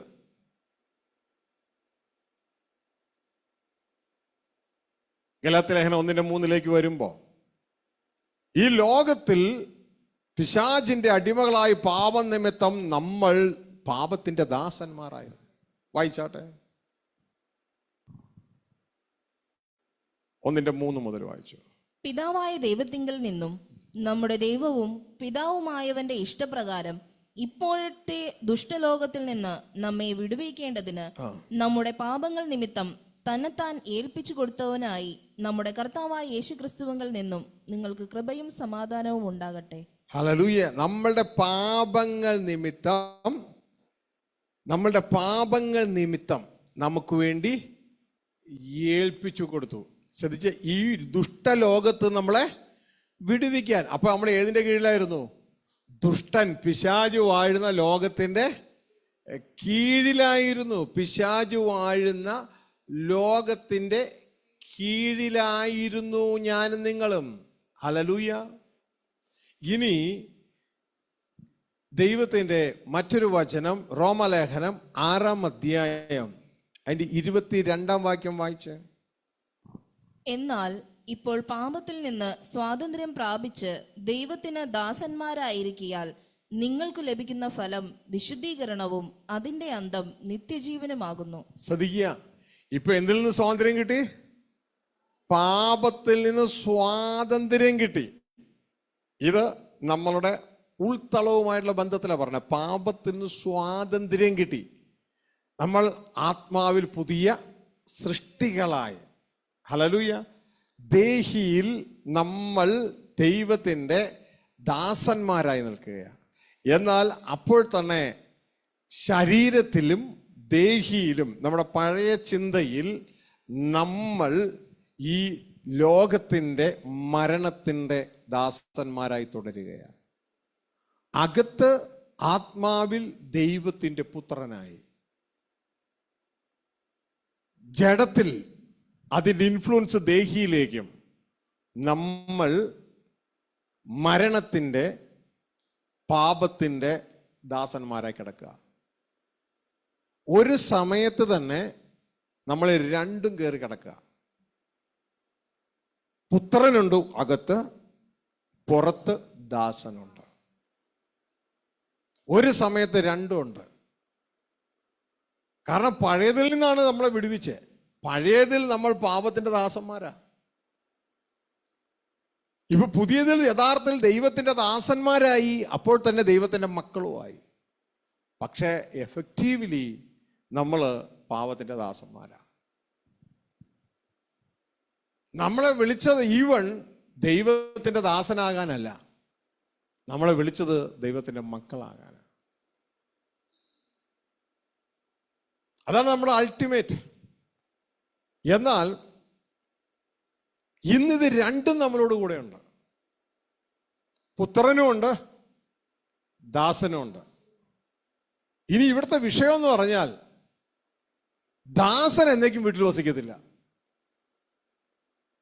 പുത്രൻ എന്നേക്കും വീട്ടിൽ വസിക്കാം. അതുകൊണ്ട് നമ്മൾ എന്ത് ചെയ്യണമെന്ന് പറഞ്ഞാൽ ദാസനെ ദാസനായി ഉപയോഗിക്കണം, പുത്രനെ പുത്രനായി വളർത്തിയെടുക്കണം, പുത്രത്വത്തിലേക്ക്. പുത്രൻ അവകാശിയാണ്. നിങ്ങൾക്കറിയാമോ, ദാസൻ, നിങ്ങൾക്ക് വീട്ടിൽ ഈ ദാസന്മാരൊക്കെ ഉണ്ടെങ്കിൽ, ദാസന്മാർ പണിയെടുക്കാമെന്ന ഒരു വീട്ടിൽ എന്തെങ്കിലും അവകാശം ഉണ്ടോ? അവർക്ക് ഒരവകാശമില്ല. അവർ പണിയൊക്കെ എടുക്കുകയാണെങ്കിൽ വീട്ടിൽ ഭക്ഷണം കൊടുക്കും അല്ലേ. പിന്നെ ദാസനാണെങ്കിൽ അവസാനം പോകാൻ നേരത്ത് കൂലി കൊടുക്കും. ഇനി അടിമയാണെങ്കിൽ അതുമില്ല, ഭക്ഷണം മാത്രം, ഭക്ഷണവും വസ്ത്രവും കൊടുക്കും.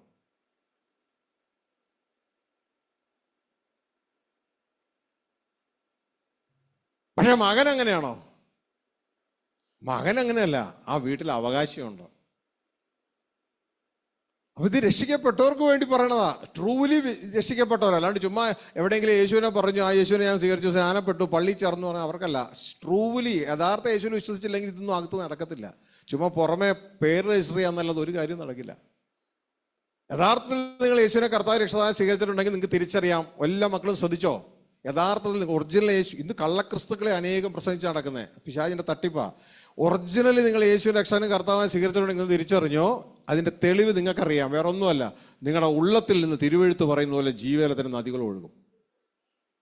അത് നടക്കുന്നില്ലയോ, നിങ്ങൾ മനസ്സിലാക്കി നിങ്ങൾ ഒറിജിനൽ ക്രിസ്തുവിനെ ഒന്നും അല്ല ഒരുപക്ഷെ സ്വീകരിച്ചിരിക്കുന്നത്. ആരോ പ്രസംഗിച്ചേക്കുന്ന ഏതോ കള്ളക്രിസ്തുവിനെ സ്വീകരിച്ചു. നിനക്ക് അത് കിട്ടും, ഇത് കിട്ടും, നിന്റെ പ്രശ്നം മാറും എന്നൊക്കെ പറഞ്ഞ് പോകുന്ന ആ ടൈപ്പ്. ഇതാണ് പൗലോസ് പറഞ്ഞത്, അത് ഞങ്ങൾ പ്രസംഗിച്ച ക്രിസ്തു അല്ല, അത് മറ്റൊരു ക്രിസ്തു, മറ്റൊരു യേശുവാണ്. ഒറിജിനൽ യേശു തന്നെ ഭൂമിയിൽ വന്നപ്പോൾ പറഞ്ഞു അനേക കള്ളക്രിസ്തുക്കൾ വരും. അപ്പോൾ അതിലൊന്നും തട്ടിപ്പിൽ വീഴരുത്. ഗോൾഡാന്നും പറഞ്ഞ് റോൾഡ് ഗോൾഡ് മേടിച്ചുകൊണ്ട് പോകണവരെ അതുപോലെ നിങ്ങൾ തട്ടിപ്പ് വീഴാതിരിക്കുക, ശ്രദ്ധിക്കുക. അതാണ് ആദ്യം ശ്രദ്ധിക്കേണ്ടത്. അപ്പോൾ ആ ഒറിജിനൽ യേശുവിനെ സ്വീകരിച്ചവരോടാണ് ഈ കാര്യം പറയുന്നത്. നിങ്ങളുടെ ഉള്ളിൽ ജീവജല നദി ഒഴുകുന്ന ഒരു തലമുണ്ട്. അത് പുത്രനിൽ നിന്നാണ് ആരംഭിക്കുന്നത്, അത് ആത്മാവിൽ നിന്നാണ് ആരംഭിക്കുന്നത്. എന്നാൽ അപ്പോൾ തന്നെ നിങ്ങളുടെ ഉള്ളിൽ നിങ്ങളിൽ തന്നെ ഒരു ദാസന്റെ തലമുണ്ട്. അതാണ് നിങ്ങളുടെ ബോഡി തലം. അത് സോളിലേക്ക് കയറിക്കിടക്കുക. ആ കയറിക്കിടക്കുന്നതിനെയാണ് പഴയ മനുഷ്യൻ എന്ന് പറയുന്നത്. ആ കയറിക്കിടക്കുന്നതിനെ സോളിൽ നിന്ന് ഉരിഞ്ഞങ്ങ് മാറ്റണം. എന്നിട്ട് ആത്മാവിലുള്ള പുത്രത്വമുണ്ട്, അതിനെ അങ്ങ് ഏറ്റിട്ട് വലിച്ചങ്ങ് ധരിക്കണം. മനസ്സിലായോ? നിങ്ങൾക്ക് എന്നെ പിടുത്തം കിട്ടിയ? ഹല്ലേലൂയ. നമ്മുടെ ആത്മാവിൽ പുതിയ സൃഷ്ടിയിൽ ദൈവവംശം വന്നു കഴിഞ്ഞു, ക്രിസ്തുവിൻ വംശം വന്നു കഴിഞ്ഞു. അതാണ് ദൈവപുത്രൻ. അതിനെ ഉറപ്പാക്കാനാണ് എന്നിൽ വിശ്വസിക്കുന്നതിന്റെ ഉള്ളത്തിൽ നിന്ന് തിരുവെഴുത്ത് പറയുന്ന പോലെ ജീവജല നദികൾ ഒഴുകും. ഹല്ലേലൂയ. ഇനി ശ്രദ്ധിക്കുക, അപ്പോൾ തന്നെ ഈ രക്ഷിക്കപ്പെട്ട നമ്മുടെ എല്ലാ ഭാഗവും പഴയത് ദാസനാ, പാപത്തിന്റെ ദാസനാ. പഴയത് മൊത്തം മരിക്കേണ്ടതാ. അത് നമ്മുടെ ജഡത്തിലുണ്ട്. നിങ്ങൾ എത്ര രക്ഷിക്കപ്പെട്ടെന്ന് പറഞ്ഞാൽ റോമ 8:10 എഴുതിയിരിക്കുകയാണ്, അകത്ത് ആത്മാവ് നീതി നിമിത്തം ജീവനുള്ളതാണ്, പക്ഷെ പുറത്ത് ശരീരം അങ്ങനെയല്ല, പാപനിമിത്തം മരിക്കേണ്ടതാണ്. നിർത്തിക്കൊന്ന് വായിച്ചേ. നമ്മളിൽ തന്നെ മരണവും ജീവനും കിടക്കുകയാണ്. വായിക്കേ. ക്രിസ്തു നിങ്ങളിൽ ഉണ്ടെങ്കിലോ ശരീരം പാപം നിമിത്തം മരിക്കേണ്ടതെങ്കിലും ആത്മാവ് നീതി നിമിത്തം ജീവനാകുന്നു. കേട്ടോ? ശ്രദ്ധിച്ചിട്ടുണ്ട് ഈ വചനം? നമ്മളിൽ ജീവനും ഉണ്ട്, മരണവും ഉണ്ട്. ആ ക്രിസ്തു നിങ്ങളിൽ ഉണ്ടെങ്കിൽ, അതാണ് നമ്മൾ വീണ്ടും ജനത്തിൽ സംഭവിക്കേണ്ടത്.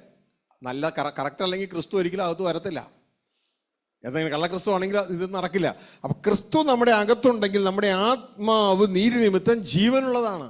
അതാണ് വീണ്ടും ജനനം നടന്നത്. പക്ഷേ ശരീരം പാപം നിമിത്തം മരിക്കണം.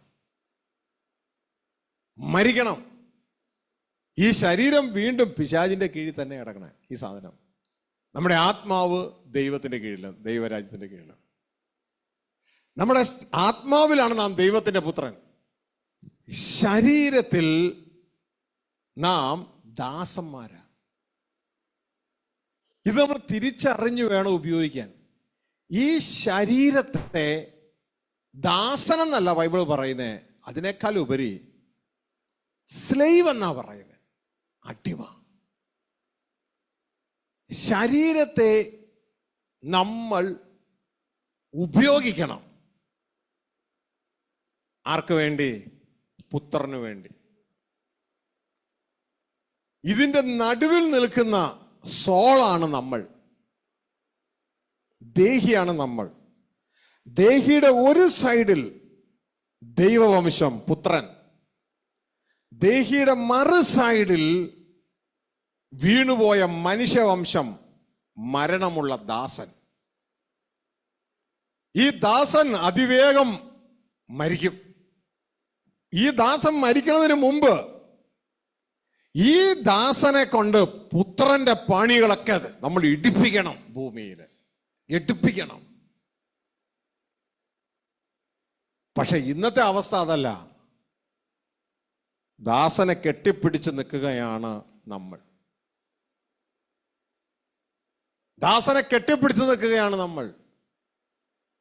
നമുക്കറിയില്ല ഇത് ദാസനാണെന്ന്. ദാസനെ കെട്ടിപ്പിടിച്ച് നിന്ന് ദാസന് വേണ്ടി ജീവിക്കുകയാണ് നമ്മൾ. കർത്താവിന്റെ വചനം പറയുന്നു, നീ മരിക്കും നിശ്ചയം. ക്രിസ്തയേശുവിലുള്ള നിനക്കൊരു ശിക്ഷാവിധി ഇല്ലായിരുന്നു. പക്ഷേ നീ ദാസനെ വേണ്ടി ജീവിച്ചത് കൊണ്ട്, ജഡത്തെ അനുസരിച്ച് ജീവിച്ചത് കൊണ്ട് നീ മരിക്കും നിശ്ചയം. പിടുത്തം കിട്ടിയോ? ഹല്ലേലൂയ. അതുകൊണ്ട് എൻ്റെ പ്രിയ കുഞ്ഞുങ്ങളെ, ഈ സെക്ഷൻ ഇവിടെ തീരുന്നതിന് മുമ്പ് ഇതാ നമ്മൾ അടുത്ത ഒരു ചെറിയൊരു ഇൻ്റർവെല്ലിലേക്ക് ഇടവേളയ്ക്ക് പോവാ. ശരിയല്ലേ? ഓക്കെ, അത് നമ്മൾ ആ തീരുന്ന സമയത്ത് നിങ്ങൾക്ക് ചിന്തിക്കാനായിട്ട് ഇട്ട് തരികയാണ്. നമ്മളിൽ ബഹുഭൂരിപക്ഷവും ജീവിക്കുന്നത് ദാസന് വേണ്ടിയാണ്, ശരീരത്തിന് വേണ്ടിയാണ്.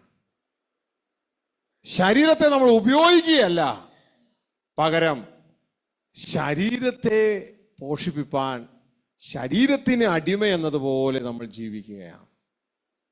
ദൈവത്തിന്റെ വചനം പറയുന്നു, നീ ജഡത്തെ അനുസരിച്ച് ജീവിച്ചാൽ നീ മരിക്കും. രക്ഷിക്കപ്പെട്ടതാ, നീ മരിക്കും നിശ്ചയം. എന്നാൽ ഇതിന്റെ നടുവിൽ മിസ്റ്റേക്ക് പൗലോസിനെ പോലെ പൗലോസ് ഇങ്ങനെ പറയുന്നു, ഞാൻ മറ്റുള്ളവരോട് പ്രസംഗിച്ച ശേഷം ഞാൻ തന്നെ കൊള്ളരുതാത്തവനായി തീരാൻ വഴിയുണ്ട്. അതാകാതിരിപ്പാൻ ഞാൻ എൻ്റെ ജഡത്തെ ദണ്ഡിപ്പിച്ച് ഒരു കാളയെ വഴി നടത്തുന്നത് പോലെ ആ ചാട്ടവാറുകൊണ്ട് അങ്ങോട്ട് തിരി ഇങ്ങോട്ട് തിരി എന്ന് പറഞ്ഞത് എൻ്റെ ജഡത്തെ ദണ്ഡിപ്പിച്ച് ഞാൻ അടിമയാക്കുക അത്രേ ചെയ്യുന്നത്, അടിമയാക്കുക അത്രേ ചെയ്യുന്നത്. ഹല്ലേലൂയ. കാരണം നിനക്കൊരവകാശവുമില്ല, നിനക്കൊരവകാശവുമില്ല, നിനക്ക് പണി മാത്രമേ ഉള്ളൂ. ഹല്ലേലൂയ. നീ ഇവിടെ തീരുന്നതിന് മുമ്പ് മാക്സിമം നിന്നെ കൊണ്ട് എൻ്റെ അപ്പൻ്റെ ഇഷ്ടം ചെയ്യിപ്പിച്ചെടുക്കുക. നീ ഇവിടെ വീണാൽ പിന്നെ ഒന്നും ചെയ്യാൻ പറ്റത്തില്ല. അതോടെ എൻ്റെ കോഴ്സ് തീർന്നു. പക്ഷെ നിന്നെ ഉപയോഗിച്ച് മാക്സിമം ഞാൻ പ്രോഫിറ്റ് ഉണ്ടാക്കുക. ശ്രദ്ധിക്കുക, ഒരു നല്ല ടാക്സി നല്ലൊരു കാറ്, ഒരു ടാക്സി ആയിട്ട് ഉപയോഗിക്കുക. ഒരു കാറ് വാങ്ങിച്ചൊരു വ്യക്തി കാറ് വാങ്ങിച്ച് പ്രൈവറ്റ് കാർ എന്നതുപോലെ വീട്ടിലിടത്തില്ല. അതിന്റെ 15 വർഷത്തെ അല്ലെങ്കിൽ 20 വർഷത്തെ രജിസ്ട്രേഷന്റെ പീരീഡ് ഉള്ളിൽ അതിനെ മാക്സിമം ഓടിച്ച് അതുകൊണ്ട് പ്രോഫിറ്റ് ഉണ്ടാക്കും. ഇതേപോലെ ഈ ശരീരം ദൈവം തന്നത് ഇതിനെ സുഖിപ്പിച്ച് പാർക്കിക്കാനല്ല, പകരം ഇതിനെ മാക്സിമം ഓടിച്ച് നല്ല രീതിയിൽ ശുശ്രൂഷ കൊടുത്തിട്ട് ഇതിനെ മാക്സിമം ഓടിച്ച് യജമാനന് വേണ്ടി ഓടിച്ചാൽ ഈ ശരീരം ഉപയോഗിച്ച് നമുക്ക് ലാഭം ഉണ്ടാക്കാം. കാർ ഉപയോഗിച്ച് കാറിൻ്റെ ഉടമസ്ഥൻ ലാഭം ഉണ്ടാക്കുന്നത് പോലെ. അതുകൊണ്ട് എൻ്റെ പ്രിയ കുഞ്ഞുങ്ങളെ, ഇന്ന് ഇതാ ഒരല്പം ഭക്ഷണം കഴിക്കാൻ വേണ്ടി നമ്മളിപ്പോൾ തൽക്കാലം ആർക്ക് വേണ്ടിയുള്ള ഭക്ഷണം? ആർക്ക് വേണ്ടിയുള്ള ഭക്ഷണം? അടിമയ്ക്ക് വേണ്ടിയുള്ള ഭക്ഷണം കൊടുക്കുമ്പോൾ നമ്മുടെ ഉള്ളിൽ പുത്രൻ ചിന്തിക്കട്ടെ, ധ്യാനിക്കട്ടെ. ഹല്ലേലൂയ. നമുക്ക് എഴുന്നേക്കാം ദൈവസന്നിധിയിൽ. Oh father, we thank you, we give you glory. കേട്ട വചനത്തിന് മുമ്പാകെ നമുക്ക് നമ്മളെ തന്നെ ഏൽപ്പിക്കാം. ഞങ്ങളുടെ സ്വർഗസ്ഥ പിതാവേ,